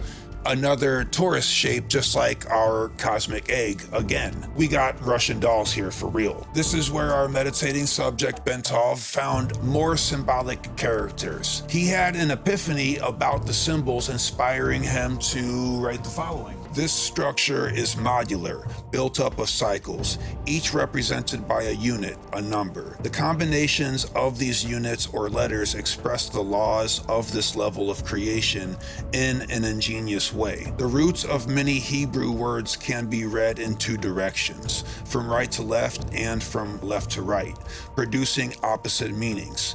This appears to be the case here. If the letters, and I'll put that letter on the screen, representing the will center are read from right to left towards the love center, together they become that symbol, meaning extinction and destruction. If read the other way, from the love to the will center, they become this, which literally means, quote, he kept walking. In other words, the cosmic law conveyed this way is that to go from love to will is all right and safe. However, if you go from will to love, you are destroying because you must have love first. The whole system runs on love. Love is the cosmic law. This whole deal here, he describes as a cosmos. So universes exist in the helix center of a cosmos. And if you're wondering if he is going to zoom out again, well, yeah. This is gradually becoming ridiculous. But, he describes multiple cosmoses with aleph and universes within pressed up against each other like frog eggs, the way that one might stack oranges. Can we even pluralize cosmos? Cosmoses? Seems weird to say it. I know you can pluralize cosmopolitans though. And no, I don't regularly drink cosmopolitans and listen to Elton John while wearing a turtleneck sweater and trying out new wax melts from BB&B while eating fruit salad just literally last Tuesday and every week to relax. It's not fair. People think that I'm gay just because I listen to Ram Dass and have sexual intercourse with other gay men. I don't listen to Ram Dass because he's gay, okay? I listen to him because he's white. These cosmoses are stacked like fruit in such a way that you have 1 at the top, 3 in the middle, and then 7 at the base. And then it reverses. This 3-dimensional model is akin to the tetrahedron again. They are jointed together just like a unit cell, like a crystal is. That is to say, not static or random, but structured and rigid, as if even these gigantic worlds are also cells or modules within another, again, much larger structure. And this is reflected as a fraction in physics. 1/137 is known as the fine structure constant, which determines the size of atoms, crystals, mountains, or anything that has a structure. To be more specific, The fine structure constant is a measure of the strength of an electromagnetic force that acts between the electron and the atomic nucleus, and thus determines the magnitude of the electron orbit, which in turn defines the size of an atom.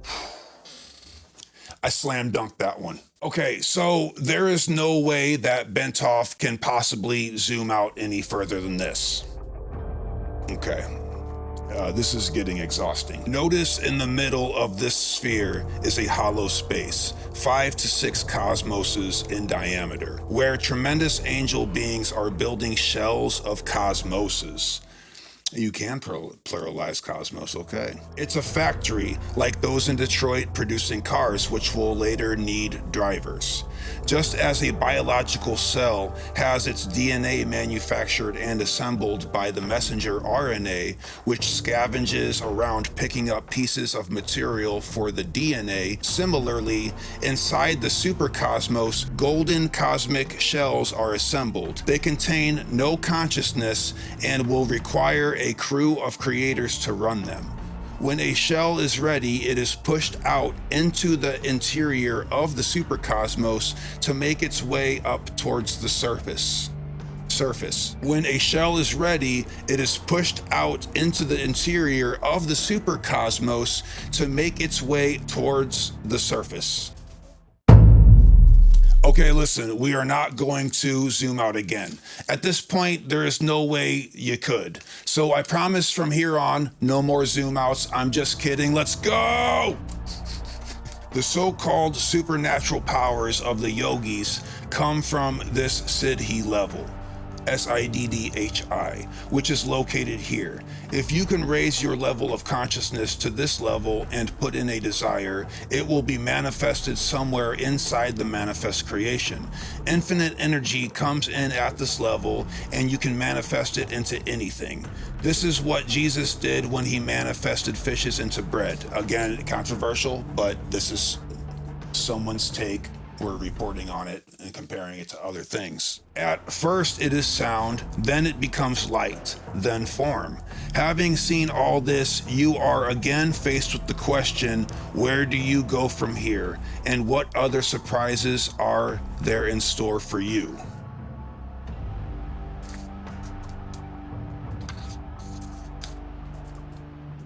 Bentov would like to enter nirvana. He maintains that first you have to get past the nagas, that's symbolically guarded. This to me seems to represent overcoming fear and doubt before entering this realm of the absolute. And what better way than through? He enters into the mouth of the giant snake and is consumed by it, and thus is entered directly into this highest state of all worlds. Bentov says that it is difficult to describe the vibes and all-pervading light of this place. We find these throne-like structures with beings sitting cross-legged at the top. There are angelic beings on them and around them, and in a way, they're made up by them. The angels are kind of the flesh of these beings. Bliss pervades everything, and the beings here are totally unaware of what is happening around them because they are so immersed in their meditative state. This state is described as a constant and intense bliss, a bliss caused by pure consciousness. The void or the absolute flows through their bodies, it enters through their head and flows out and out of the bottom of their spine, where it becomes manifest creation. Kind of like they're pooping universes. And here is where the Nagas have something to say about the people of Nirvana. It says that this place is a blind alley of evolution. People are interested solely in their own bliss in this state. They don't necessarily care about others. That is why the Nagas is supposed to scare people away from this state or place. If people decide to come in any way, despite the warnings of the Nagas, it is their right to do so. They worked to get to this place. However, they will not evolve beyond this point. The Nagas claims that most people are happy to bypass nirvana for the sake of evolution, for the sole purpose of helping their fellow men. This, of course, reminds us directly of the legend of Siddhartha. It is stressed at this point, though, that nirvana is not a literal place, but instead a state of mind, or rather, no mind, really, that is. But, of course, just like any good allegory, the best way to illustrate it is with a location being described. That being said, we are going to zoom out one more time. This is a big stretch of the consciousness, but eventually after such an expansion, the bubble of your consciousness pops, and you are met with a blinding white light that somehow does not burn your eyes. After all, you don't use your physical eyes in this case. The white light comes into focus, and you are met with a single being. Upon getting a better look, you see exactly who this being is. And it's you. In Bentov's case, it was Bentov, and in my case, it would be me, giving us a startlingly clear reminder that reality is subjective and not objective. The all is mind, and we are indeed all just projecting reality and then agreeing on that holographic projection. Well, sometimes disagreeing on it. Verbal communication is absolutely futile at this point, so there is only one thing left to do, and that is to merge. You merge back into yourself and look through your own eyes. Being now one with your creator, you crack your eyes open for the first time in this mind-melting meditative state and find yourself right back at home. All of the pleasures and pains, all of the ups and downs, oscillating like a sound frequency in a cycle, spinning full circle to bring you right back where you started in the first place. That place is here, and that place is now. Specifically, right here and right now. Because technically, nothing else can possibly exist until you get there. And when you do get there, it will be here.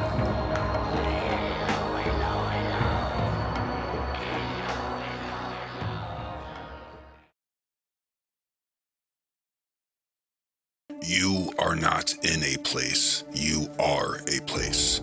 Well, you're in a place too that was meant to be dramatic. Reading a single line from Manly P. Hall fucked me up pretty good when I was younger. He said, "We are the gods of atoms that make up ourselves, but we are also the atoms of the gods that make up the universe." When you find yourself in isolation, do you find yourself to be alone? Is it possible to imagine that what you consider to be void is alive and aware of you? You are not just a player in your environment. There is a community within you that makes you tick. You are an environment for this community. The environment you are in is also a player in a much bigger, unseen environment. Consider the bacteria in your guts that are busy breaking down the food that you have eaten. They are not aware of your person as the figure that it is, but you are aware of them. Below that, we have the molecules that consider the bacteria to be their environment. Below that are the proteins, then atoms, then electrons, then quarks, and so on and on and on and on, until you eventually get to the nothingness of pure consciousness that provides all of it. So, in a way, you are an entire universe. People seem to assume that the buck stops there, with them as the largest and most sentient portion of all these realities. This is very silly and extremely nearsighted. In the same way that the bacteria cannot see or even imagine us, we cannot see or imagine upwards into dimensions above our reality. We have biological senses specifically developed for the survival of this thin layer of reality. We have not yet developed the perceptive attributes to perceive the other layers of realities without certain tools and methods. If you pay close enough attention, there are even conflicting personalities within a single person's psyche. When Carl Jung went into his own head, deliberately into madness, he was astonished to find characters with greatly different views from his own,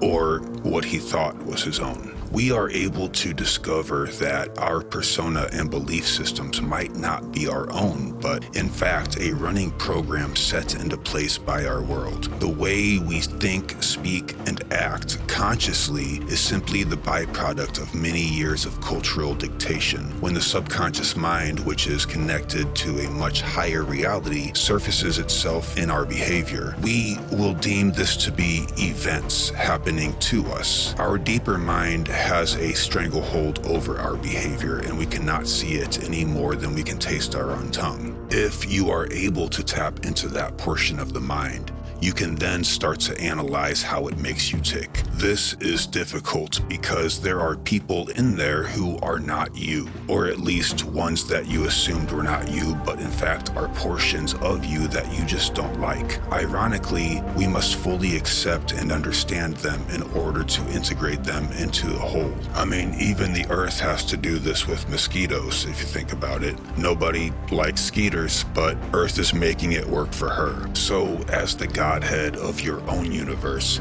you prefer all of the community leader roles. But we are mechanisms of the so-called Godhead of many names. And when we do well to work with the same flow that our biology does for us, we will in turn be preserving the health of a higher and more sentient being. As I have said, to serve man is to serve God. These unseen beings and realities are also not where the buck stops. The same way that we will keep finding smaller and smaller things than atoms, thus universes within universes, we will also find that what we consider to be higher powers are also cogs in the machine of an entirely greater realm. When you find yourself isolated, consider the magnitude of what is living, working, and playing with and without. Know that by simply existing, you both have a large and small portion of a many-layered and unimaginably dynamic reality. We have no choice but to be a cog in this universe, and so the old phrase goes, as above, so below, as within, so without.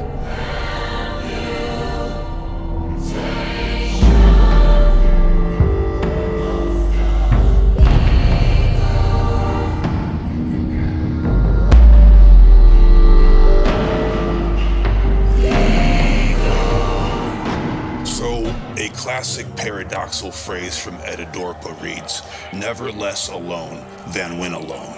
When we think of stories about gods and angels coming down from heaven, or even alien abduction cases, I sometimes think of a biologist reaching into a petri dish to study microbes, or an oceanographer interacting with fish. There is a penetrator of sentience into the familiar form of the lower worlds for differing reasons. Reasons that these lower forms are not capable of comprehending. As your consciousness grows by feeding its adversity, your field of vision also grows, thus expands into spaces of greater perceivable insights. The abrasive place that a conscious form is set to endure, or currently adoring, corresponds to the places of the above and the below. Above and below, with and without, and a plethora of other dimensions that we have not conceived of yet. The discharge of energy resulting from the survival rituals practiced by the I feeds itself that very energy,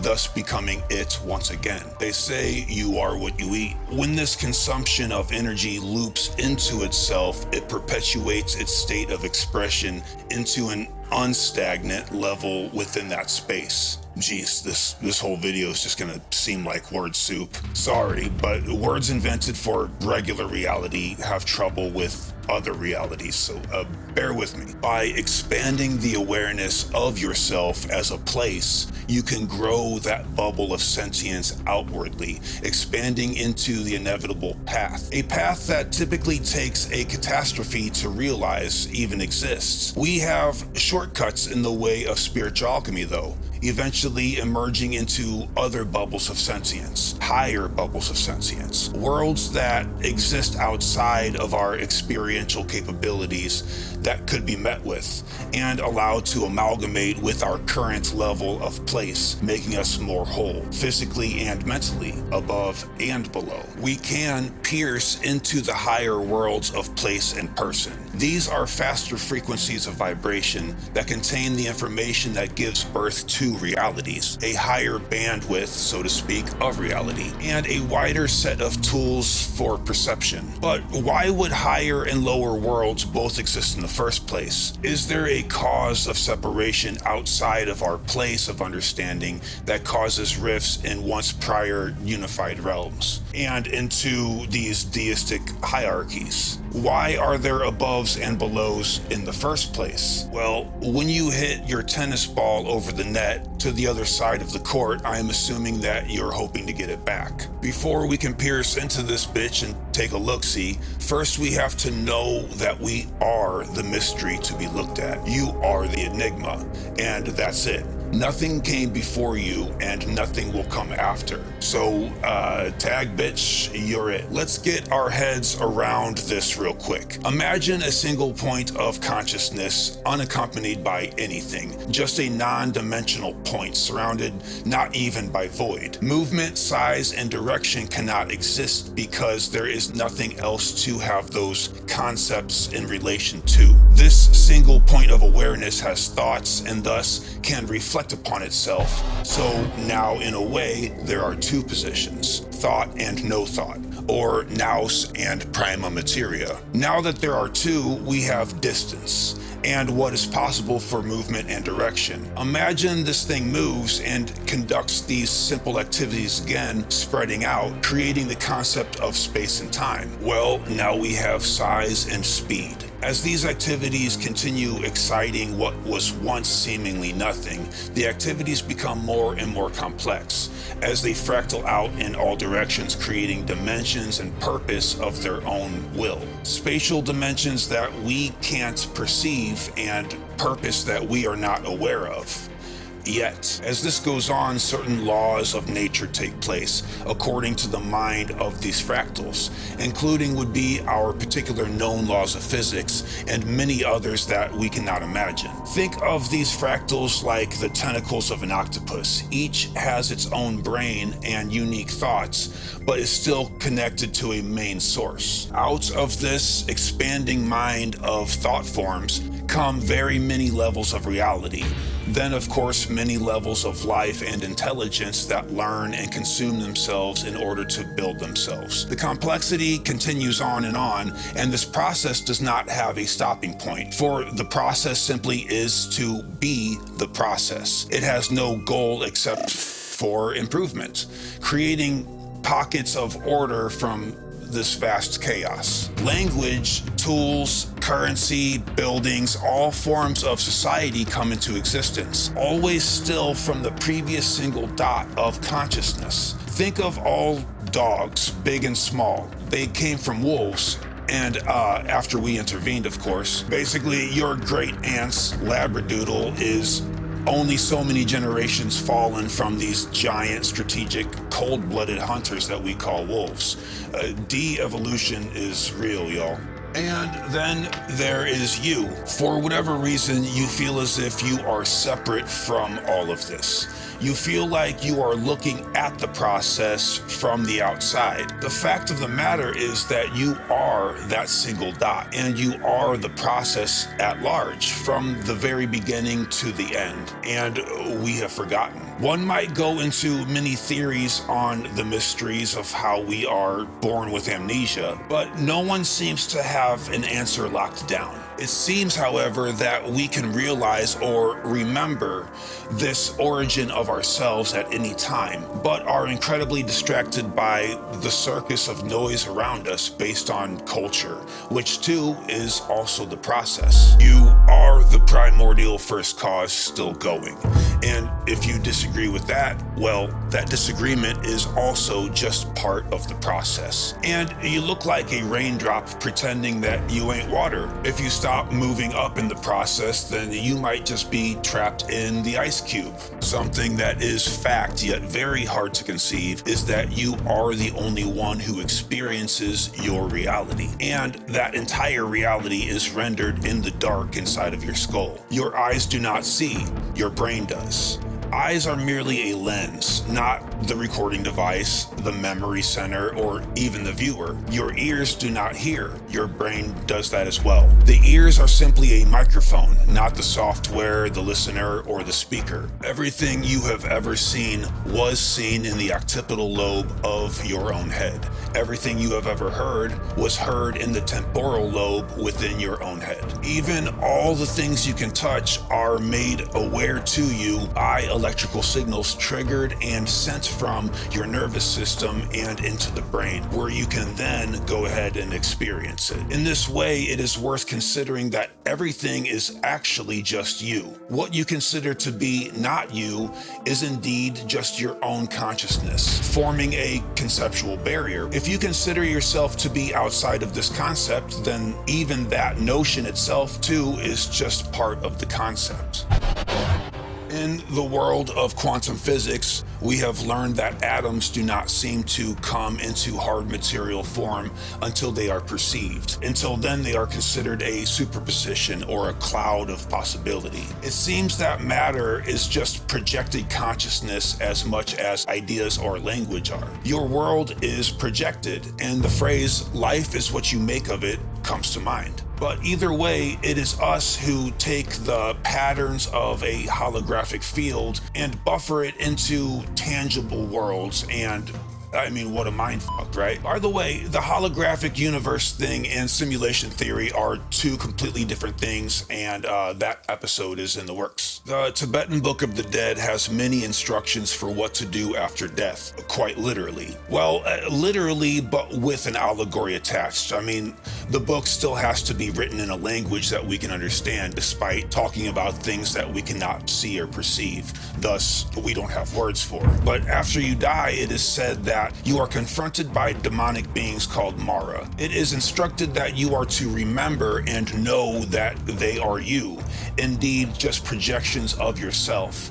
And just by doing so, you are free from them, and apparently free from everything at that point. This seems like it might also serve as a parallel for this life as well. When asked what the true name of God is, Jesus responded, "I am that I am." I am means God in its unimaginable format, and that I am means what is being done. In this case, perhaps he was getting the party lit with red merlot and psilocybin. By the way, if you're ever at a fancy dinner party and they ask you what you want to drink, I encourage anyone to pronounce it merlot.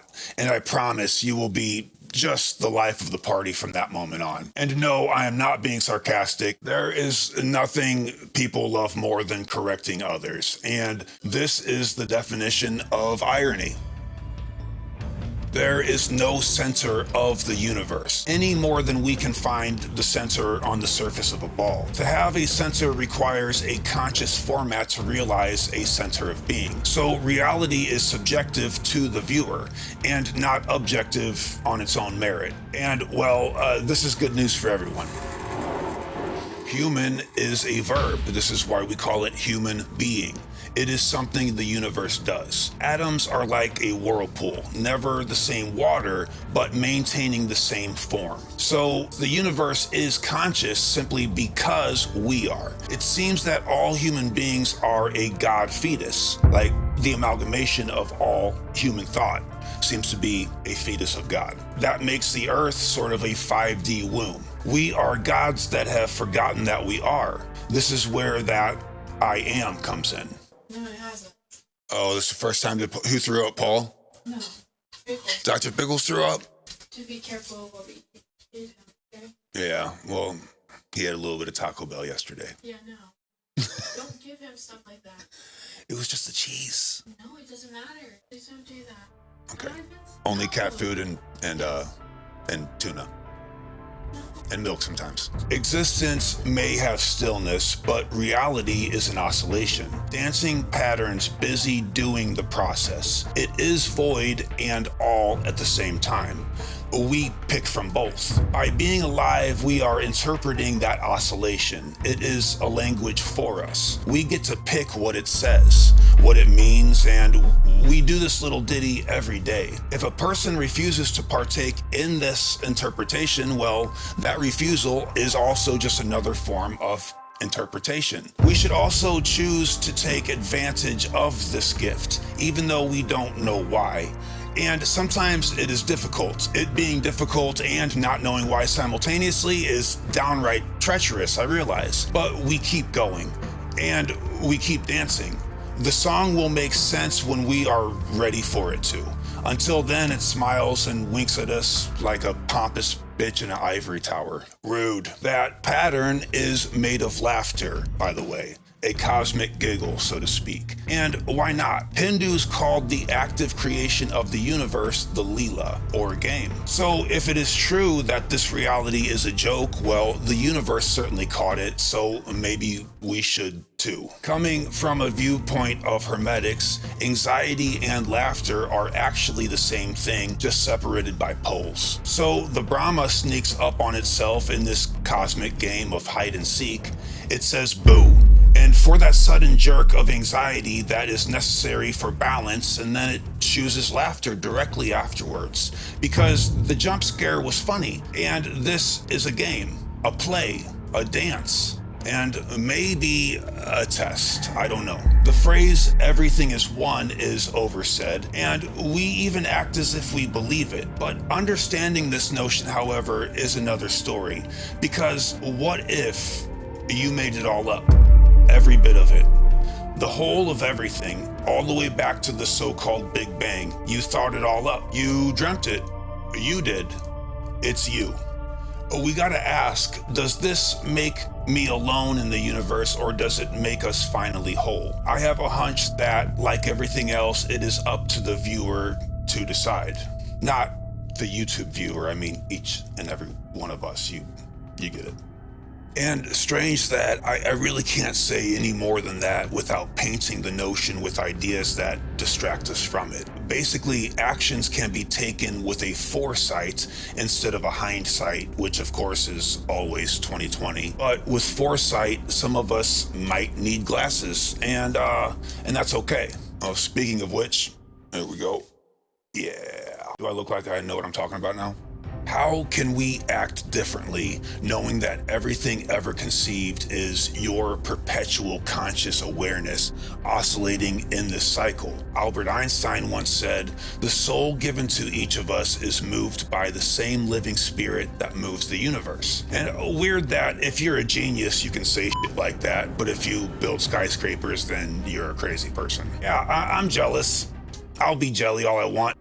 It was M.J. Hawking who said, the world around us is a magnificent illusion. It appears to us as real because we are as much a part of the illusion as everything else. In fact, it is we who are the master magicians, as it is we who are creators of the illusion. Again, something that you can say if you're brilliant, but if you make a sandwich in the Costco cart because you don't want to shop hungry, then you don't get the privilege of shopping there anymore, I guess. Single dads never shop hungry. The fact remains that absolute knowledge is absolutely free and waiting for you to discover it, to deserve it. You are already it, as the ancient Zen masters hinted at. Now it's time to realize it. But to realize it, we have to stop carrying all the weight that comes with the logic needed to survive. That oftentimes gets very heavy on our back. But how do we get a grip, or better phrased, how do we lose our grip and let go? We are, in fact, addicted to idealism. All of us. Everything that can be made ideal is certainly projected from within. From within, we paint our reality on the outside. It seems to be that simple, but the discipline is the sacrifice here. There is within us and all living things DNA. That is very much a language that tells our material self when and how and what to form. But the why to form part, I haven't yet gotten that coded memo. We have discussed that 98% of our DNA is said to be junk. But why would nature, as finely tuned as it is, waste so much time and effort by having so much extra information encoded in our blood? Nature does not seem to create extra shit for no reason. Why would anything extra reside within the programming of the human genome. In previous videos, we learned about the possible syntax errors in the code of reality through our creation myths and, Gnostic lore. We started to get a hint about there being forces beyond our comprehension, forces that seem to want to study the biology and reproductive system of living creatures here on Earth. And I wonder if this correlates. Is there a chance that long ago, human beings were fully awake in the usage of their entire DNA? Is there a chance that this DNA was somehow flipped off, like a switch for reasons that can only be speculated upon? If so, would that lend credence to the idea that the Earth is a form of school to be graduated, or perhaps a pharmacologic project, perhaps a cattle ranch of resource to be thrown away after using? These books are scary, y'all. But in 2021, it was found that more than 10% of our genome consists of nonsensical codes of genetic material that loop on repeat for unknown reasons. This DNA has been referred to as satellite DNA because they do not, in fact, seem to encode any proteins. So many scientists have turned to calling this repeating process genomic junk. Why wouldn't we have simply evolved out of that process if it no longer serves us then? Kind of like whatever organ it is that we don't use anymore. What's that organ? The brain, I think it's called. Just like our appendix,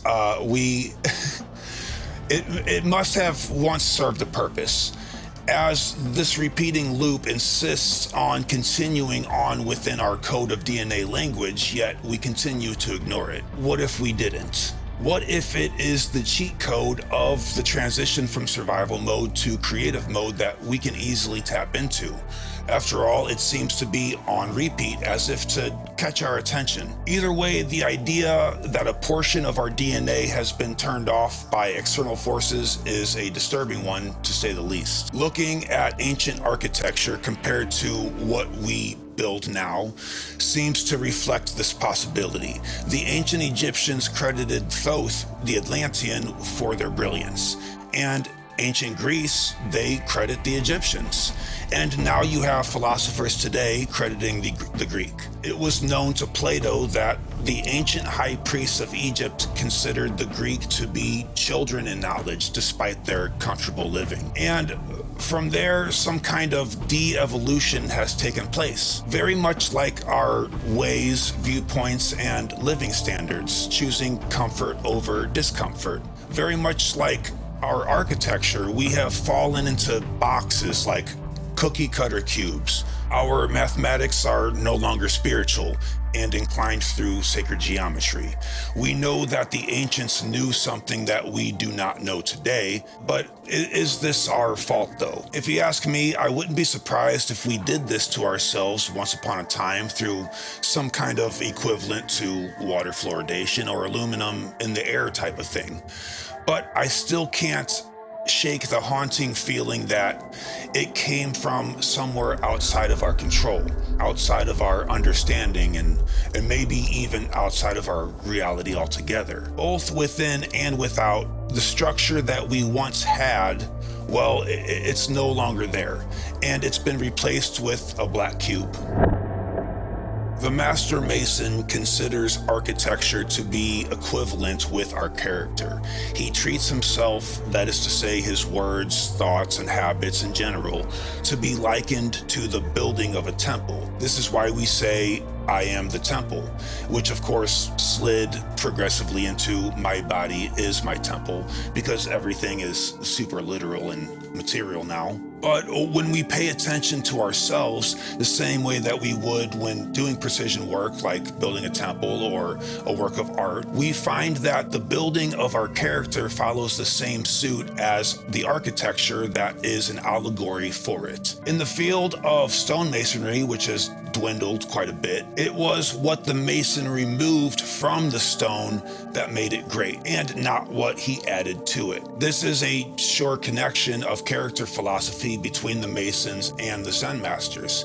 You take away the excess to find the work of art. But to drive a chisel into ourselves, metaphorically speaking even, is of course it can be very painful, and this certainly takes discipline. We have to remember that we are the Godhead of this location, this place that we call us. In the same way that we depend on the little guys within us to keep the clock ticking, they too depend on us to watch over them.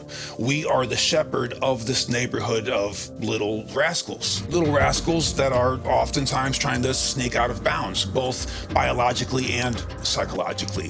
For example, the gut bacteria, believe it or not, controls what foods we crave. And guess what kind of foods they get addicted to real quick? A shepherd of this situation will override the signals sent up from call them prayers of desire, if you will, from these little boogers, and it will keep them in check. Our job is to keep them in check. And psychologically, we are going to have cravings as well. We all know how that goes. It is different for everyone, but to be the shepherd of this situation is not much different from the food. We just have to recognize what the people of our body-mind universe are up to and try not to let them slip us up.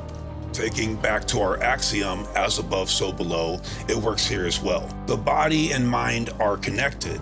It can lift the other up or drag it down, sometimes both at once. For example, a person could feel physically ill, but upon hearing good news, all of a sudden becomes not lethargic.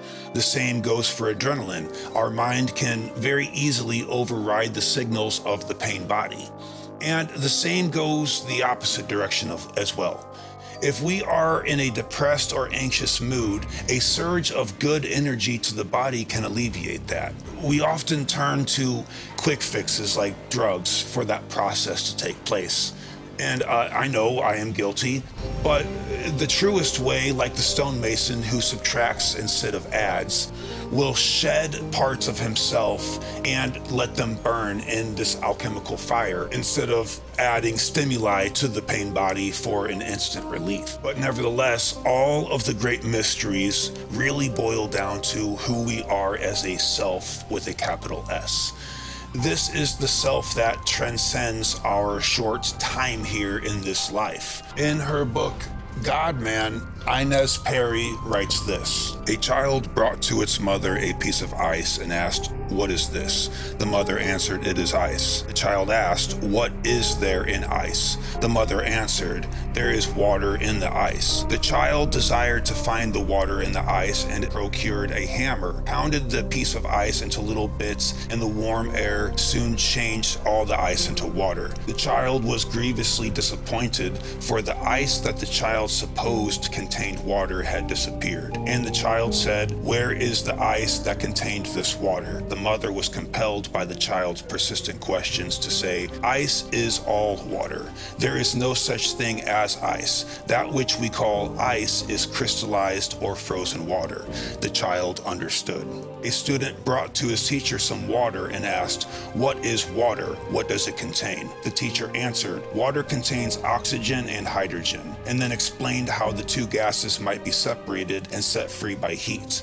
The student boiled the water until all of the molecules of oxygen and hydrogen had been set free, but he was surprised to find that all of the water had disappeared. Then the student asked of the teacher, "Where is the water that held the gases that have escaped?" The teacher, compelled by the student's persistent questions, to answer, "Water itself is the product of oxygen and hydrogen. Water does not contain anything other than these gases. In reality, there is no such substances or fluid as water. That which we name water is a rate of motion set into operation by the union of two parts of hydrogen and one part of oxygen. And of course, the phenomenon disappears when the union of the gases is broken." The student understood. A devout scientist presented himself before God and said, "Lord, what are these gases men call oxygen and hydrogen?" The Lord answered and said, "They are molecules in the blood and body of the universe." Then spake the scientist, Then spake the scientist, Lord, wilt thou tell me of the kind of molecules that compose thy blood and thy body? It's hard to kind of speak in this old English. The Lord replied, the same molecules, gases, or principles compose my body and blood. For I and the universe are one and the same. Once again, the scientist said, my Lord, may I ask then, what is the spirit and what is matter? And thus the Lord answered, as ice and water are one, and the gases and water are one, so is spirit and matter one. The different phases and manifestations cognized by man in the molecules of my body, that is, the universe, are caused by the word.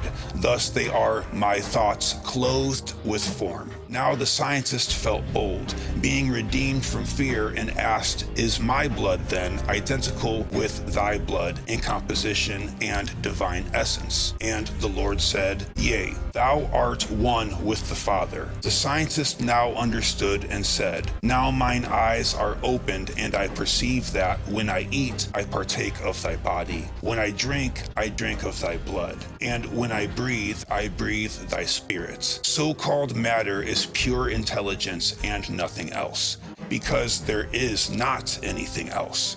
Pure intelligence cannot progress or become better. There is nothing but intelligence. Omnipresence, omnipotence, omniscience must mean intelligence. Therefore, these terms are all included in the word. The above written words are intended to express, namely, the word it. I stands for all, the eternal I, and T stands for operation, manifestation, vibration, action, or motion. The I in the motion is T, or crossification. We say it rains, or it is cold, or it is all right. What do we mean by it? It does not progress. It does not need to. It forever manifests, operates, differentiates, and presents different aspects or viewpoints of itself. But these different phases are neither good, better, nor best, neither bad nor worse, simply different shades and colorings of the one and only intelligence. And that breakdown of the word it being I and T kind of reminds us of what Jesus said when he spoke, I am that I am. This kind of gnosis is where we turn away from hard science temporarily and take a look at what myth has to teach us here in this life. People make the mistake of thinking that the allegory that comes with mythology comes from a place of ignorance on behalf of the speaker, because the double meanings are meant to depict something that we can't quite understand in this current mindset. But this is a fallacy. These double meanings are instead for the receiver, the listener of the myth. The allegory is taking that step on behalf of the listener, thus the future generations. And these myths are not written by single men. They are written by mankind as a whole. Mythology works as an unerasable history, a history of man's mind. Mythology is the only unburnable book. The teachings of mythology are second nature to us without any effort, because we are a product of it, way more than it is a product of us. Mythology is all around you and obvious, but it is also that weird hidden space in the attic that is locked by a padlock, and it sparks our curiosity. When we have thoughts about how temporary our time is here in this life, one might have a sense of dread. But there are those who see it with delight and opportunity, having felt lucky to have experienced something in the first place. Kurt Vonnegut writes this in The Last Rites of the Bokononist Faith. God made mud. God got lonesome. So God said to some of the mud, sit up. And I was some of the mud that got to sit up and look around. Lucky me, lucky mud. I got so much, and most mud got so little. Thank you for the honor. Now mud lies down again and goes to sleep. What memories for mud to have. What interesting other kinds of sitting up mud I met. I loved everything I saw. Good night. Quite the bittersweet. The great mysteries are something timeless and much bigger than we can imagine while existing as this pinpoint of consciousness right now. This is scary as hell, but still requires being accepted and absorbed, because Mud sat up only for a moment, and in that moment, it got to experience the greatest mystery of all, itself. The primate invents a tool that plunges them into flesh.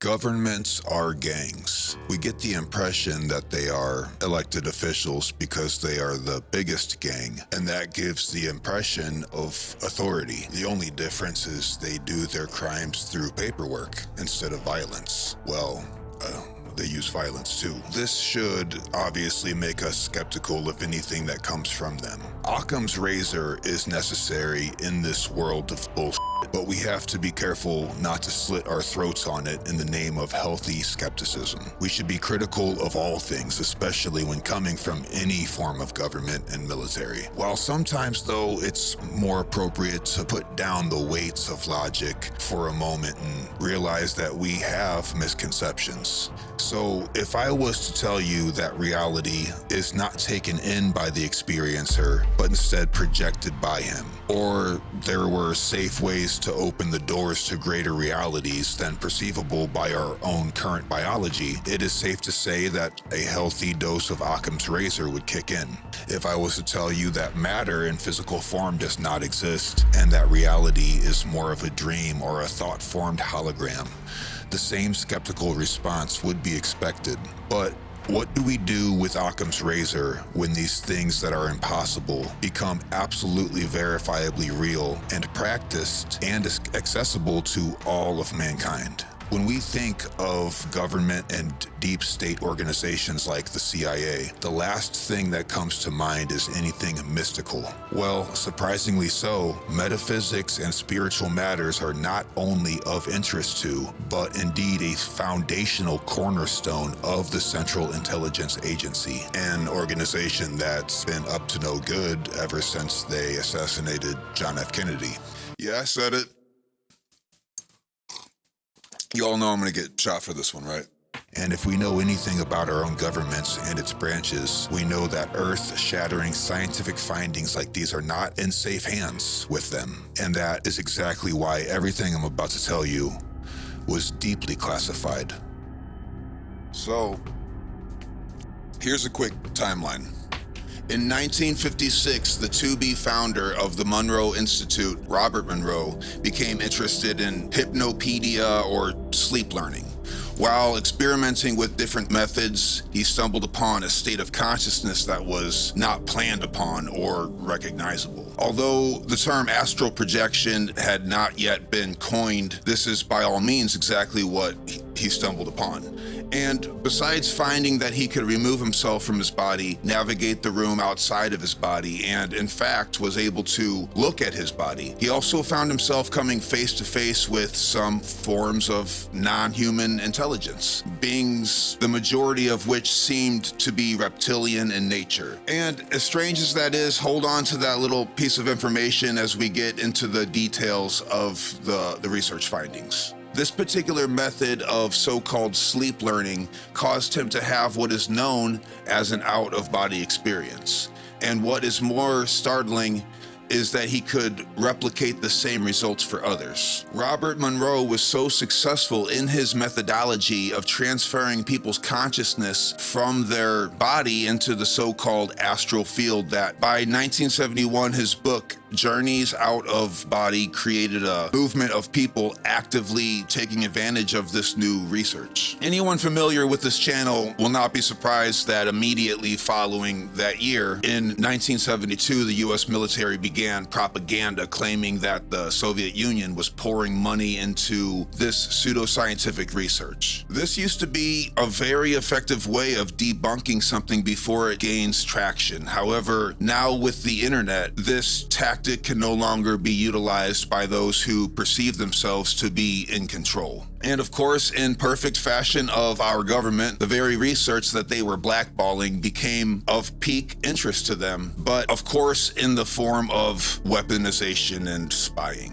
Although they failed in their attempts to weaponize this mystic science, as far as we know, the results of the extremely well-funded research came to be one of the most reality-shattering, unexpected findings of all time. They failed to weaponize it, and I wonder if their attempts of weaponizing such spiritual technology is because of this. The subject is parallel to the concepts of the Tao, Zen, and other ancient esoteric teachings of wisdom that are beyond the subjugation or abuse of ignorant man. But the ties between this science and ancient wisdom is something we can get to later. The CIA and their unlimited funding began several cryptic and classified research operations, a few of which were called MK-Ultra, Project Stargate, and of course the Gateway process. Completely ignoring the sacred body of knowledge being tapped into, the CIA began its attempts to understand and weaponize the very fabric of reality and the infinite birthless perpetuation that is consciousness,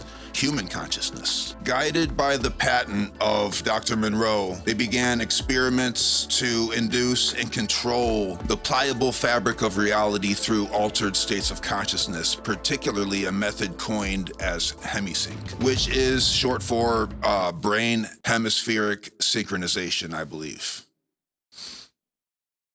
And that's a concept that sure does remind me a lot of our reoccurring theme on this channel concerning the unification of opposites. The CIA appointed Lieutenant Colonel Wayne McDonald to bring this seemingly mystical happening into the framework of stark science. The goal was to find how quantum mechanics and theoretical physics could explain the nature and functioning of human consciousness and its abilities while untethered to the flesh. It was made pertinent to remove any stigma of cult or mystical connotations of this research. This is something that proved to be impossible, as we'll see later. The conductors of this research, including the colonel himself, became complete non-skeptic of the ancient teachings in which this science seems to derive from. Although the comprehension and understanding of this hidden part of our reality was not attained by anyone involved, considering that subjects like these are just about impossible for man's mammalian brain to grasp, there were results that are irrefutably eerie and raise more questions than answers. With Dr. Monroe's methods, the CIA was able to successfully prove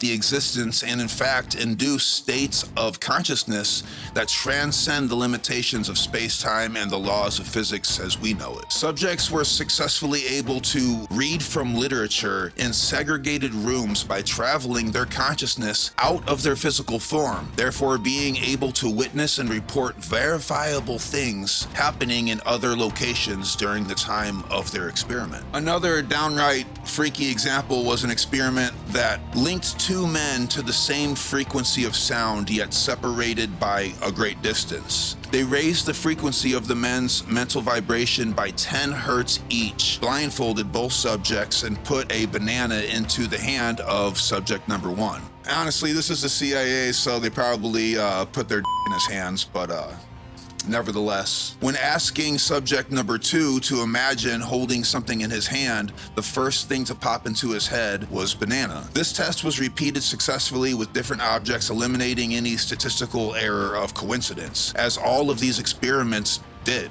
The list of these experiments are enough to fill an entire video. The findings were eerily reminiscent of the experiences of patients who die on the operating table and are able to describe afterwards details of the happenings around them while their body was deceased. A strange happening that occurs far more frequently than I think anyone assumes. These government-funded researchers were able to deduce that the atomic structure of matter is not solid, but in fact sort of a holographic oscillating frequency of energy.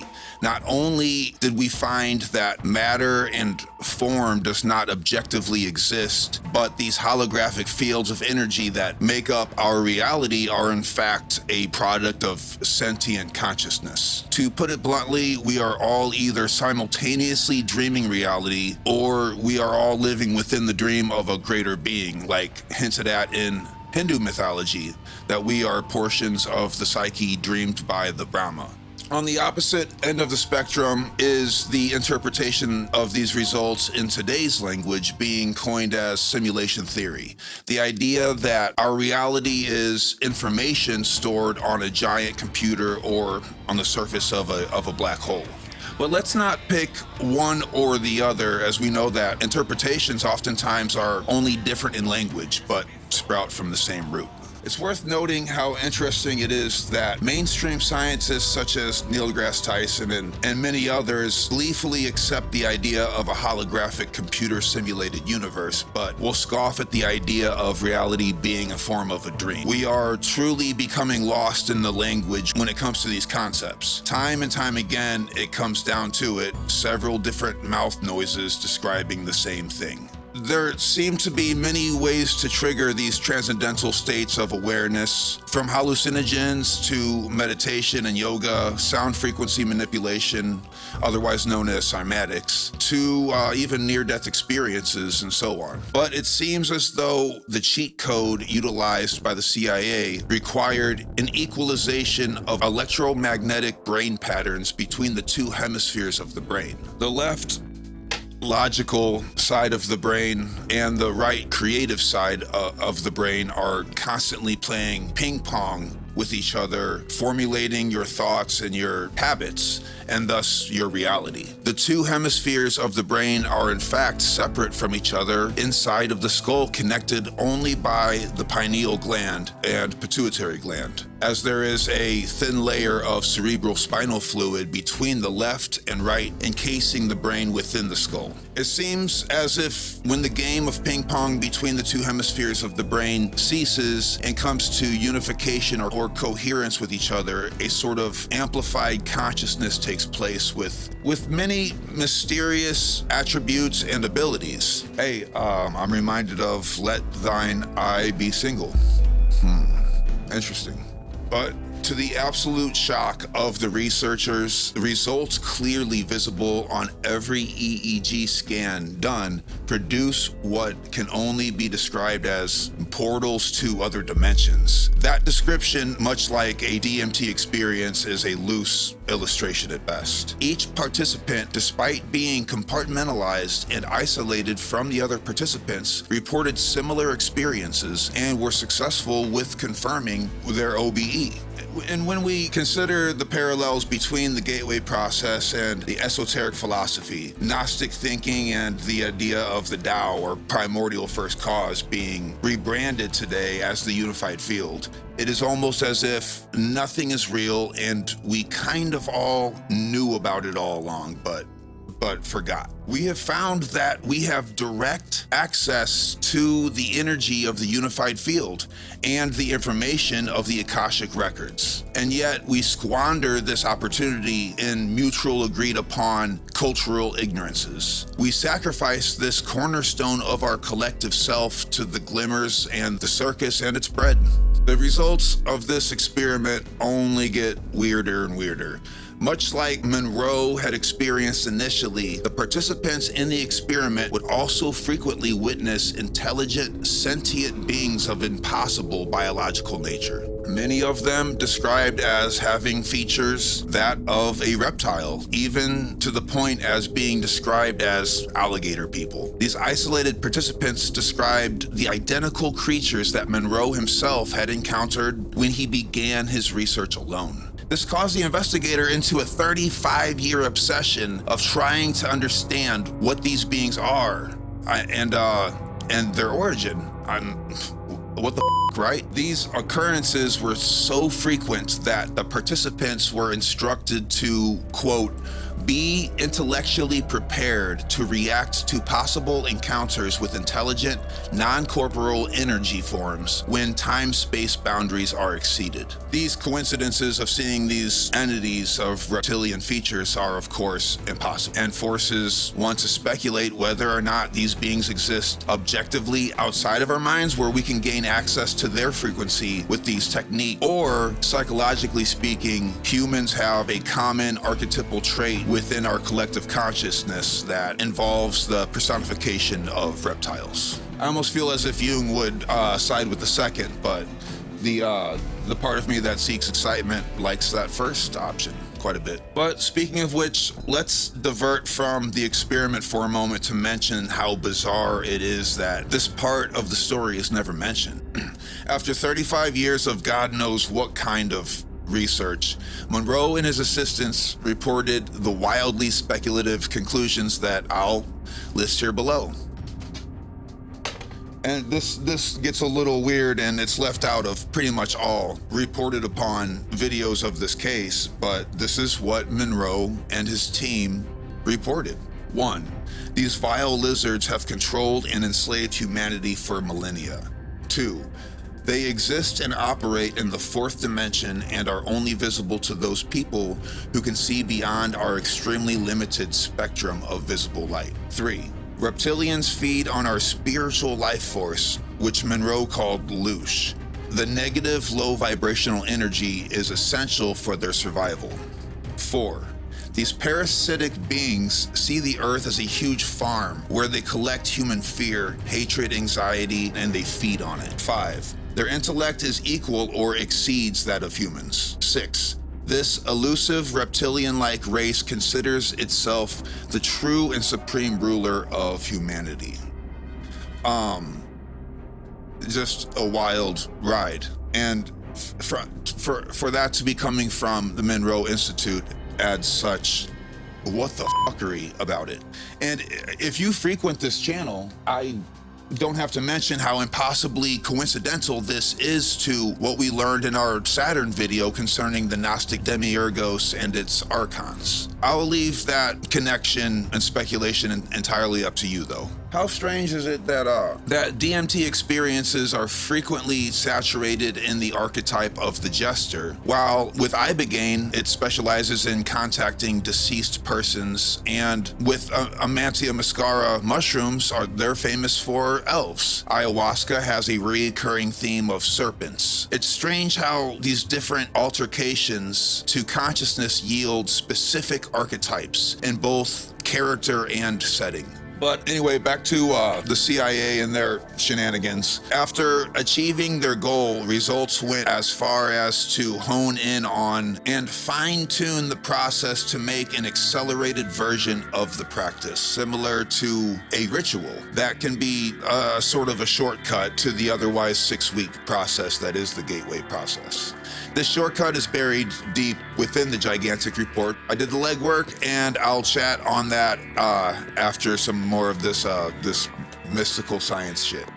So they were able to successfully pierce into the unified field of which all things are birthed, the pre-creation fabric of that which reality can reside. Not reality and its attributes themselves, but that by which reality can exist. And you know this to be the unified field, or the Tao. As the Vedic saying goes, it is not what the eyes can see, but thereby which the eyes can see. Know that to be Brahma the Eternal. And not that which the ears hear, but that by which the ears can hear. Know that to be Brahma the Eternal. As successful results became easier and easier to attain, the CIA likewise became concerned about the accessibility to this hidden knowledge to undeserving, so-called, civilian folks such as ourselves. The way they decided to combat inevitable possibility, they attempted one of the most ridiculous things I've ever read into, and you just can't make this shit up. The CIA hired a military branch to develop a DMT perpetuating drip intravenous machine in order to send soldiers soldiers into the unified field, or as called in the document, the absolute, with a mission to deter civilian practitioners from gaining access to these higher realms. So the government literally hired super astral soldiers to scare away any civilian human beings from sacred, hidden, and ancient knowledge. And tell me that's not some bullshit.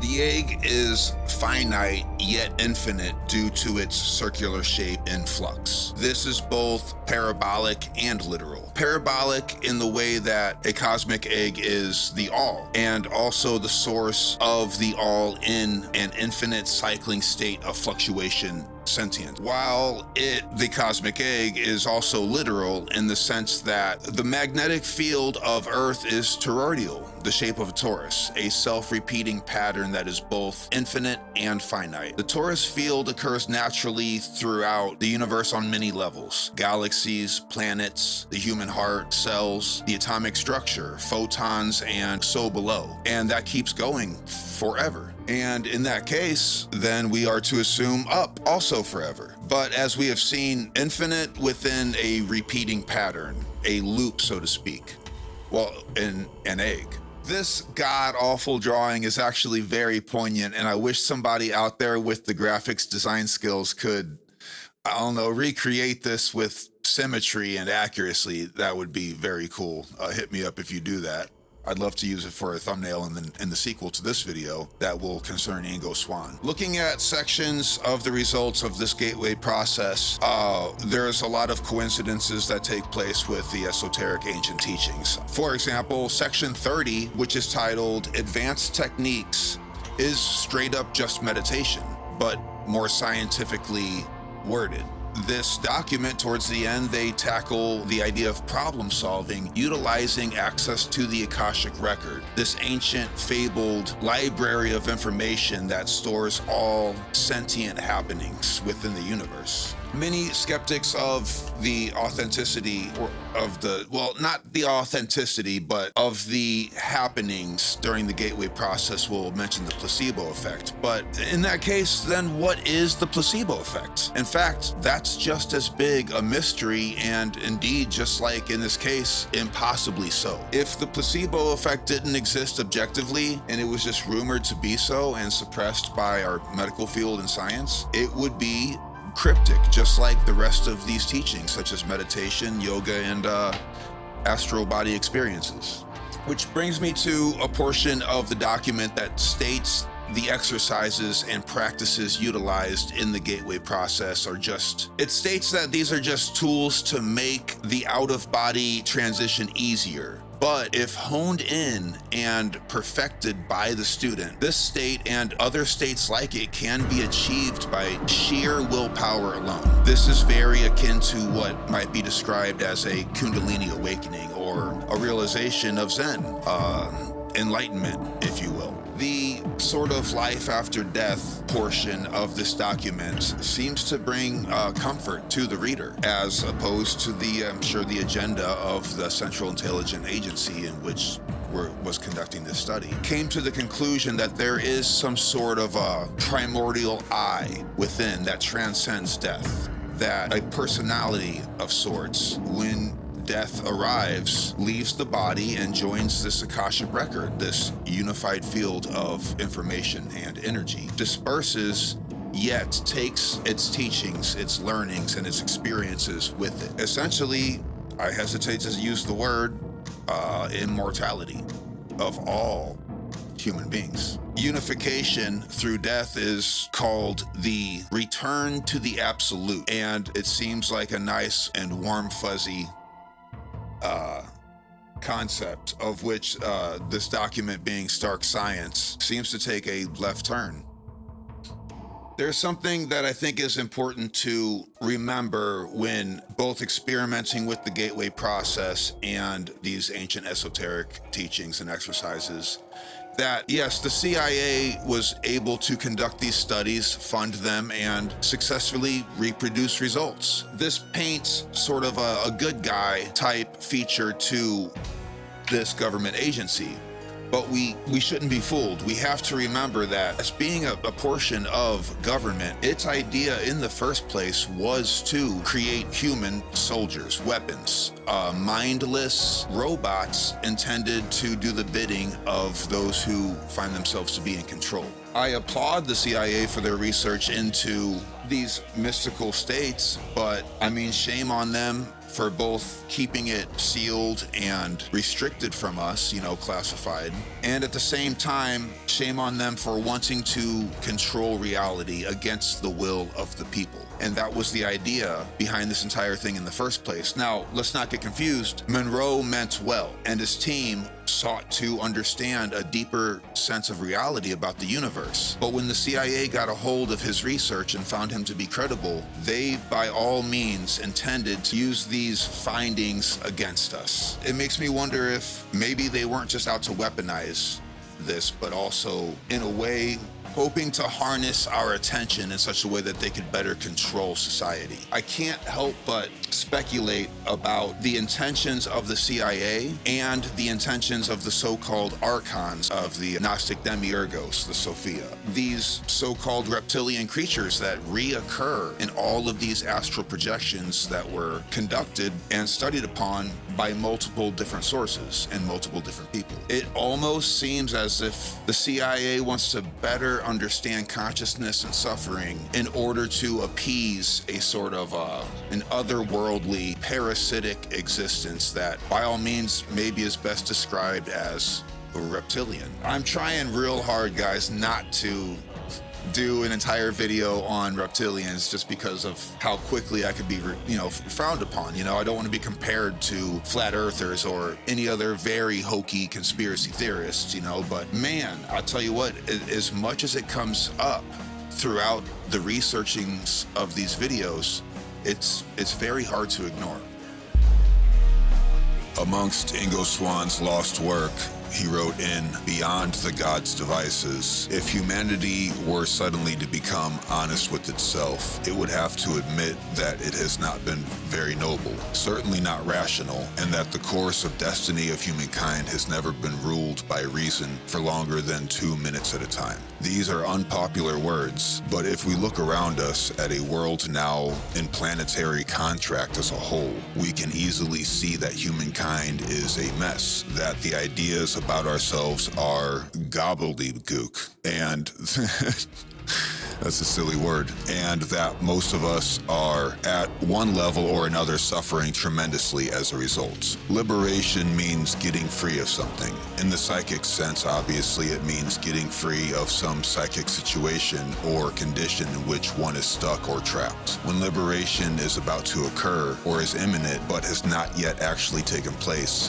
this psychic situation or condition is felt or sensed as a prison. The walls, bars, and chains of a psychic prison are always built out of the veils of lies that the humanoid intellect erroneously assumes to be truth. There are two kinds of psychic lies: those that are created within the psychic systems of the individual and self-imposed by him or her, and those that are created outside the individual and imposed from outside upon the individual. Psychic prisons generally are occult. Don't let this word throw you. It simply means hidden. All lies constitute fake or pseudo-realities. All truths constitute real realities. Fake realities can only be generated or created in one place: the humanoid intellect. Nothing else in the cosmos bothers to create fake realities. The inability to discern between fake and real realities is actually what creates the psychic prison. A fake reality seen through instantly ceases to be a prison, and a sense of liberation liberation results. There are lesser and greater liberations depending on the magnitude of the lie seen through. In the enlightening Brahmanical psychological philosophy of India's ancient peoples, the Sanskrit term for illusion was Maya.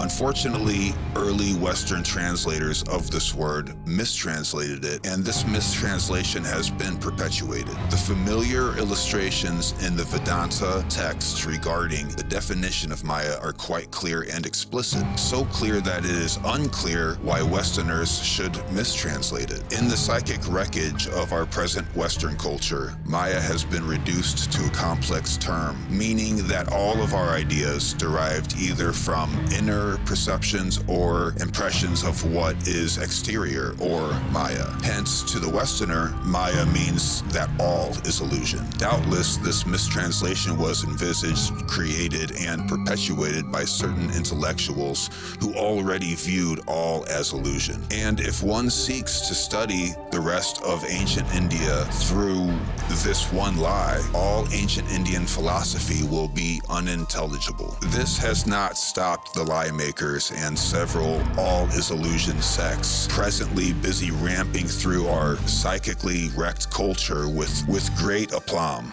like voracious rats in a garbage heap. Maya means that a thing seen does not exist, but that we are blinded and our minds perverted by our own thoughts, and as a result do not arrive at the real interpretation and meaning of the word or of the universe around it. We are restricted and limited to our Mayanic misperceptions, hence the prison. This psychological action is what creates psychological prisons. In the next to worst possible case, the prison can be so intense that everything begins to look like our worst fears. By far, the worst case, though, is when the illusion is defended as a truth and is used as a justification to attack. In our present psychically wrecked culture, truth-finding is a difficult, risky, if not awesome task, riddled with dangers.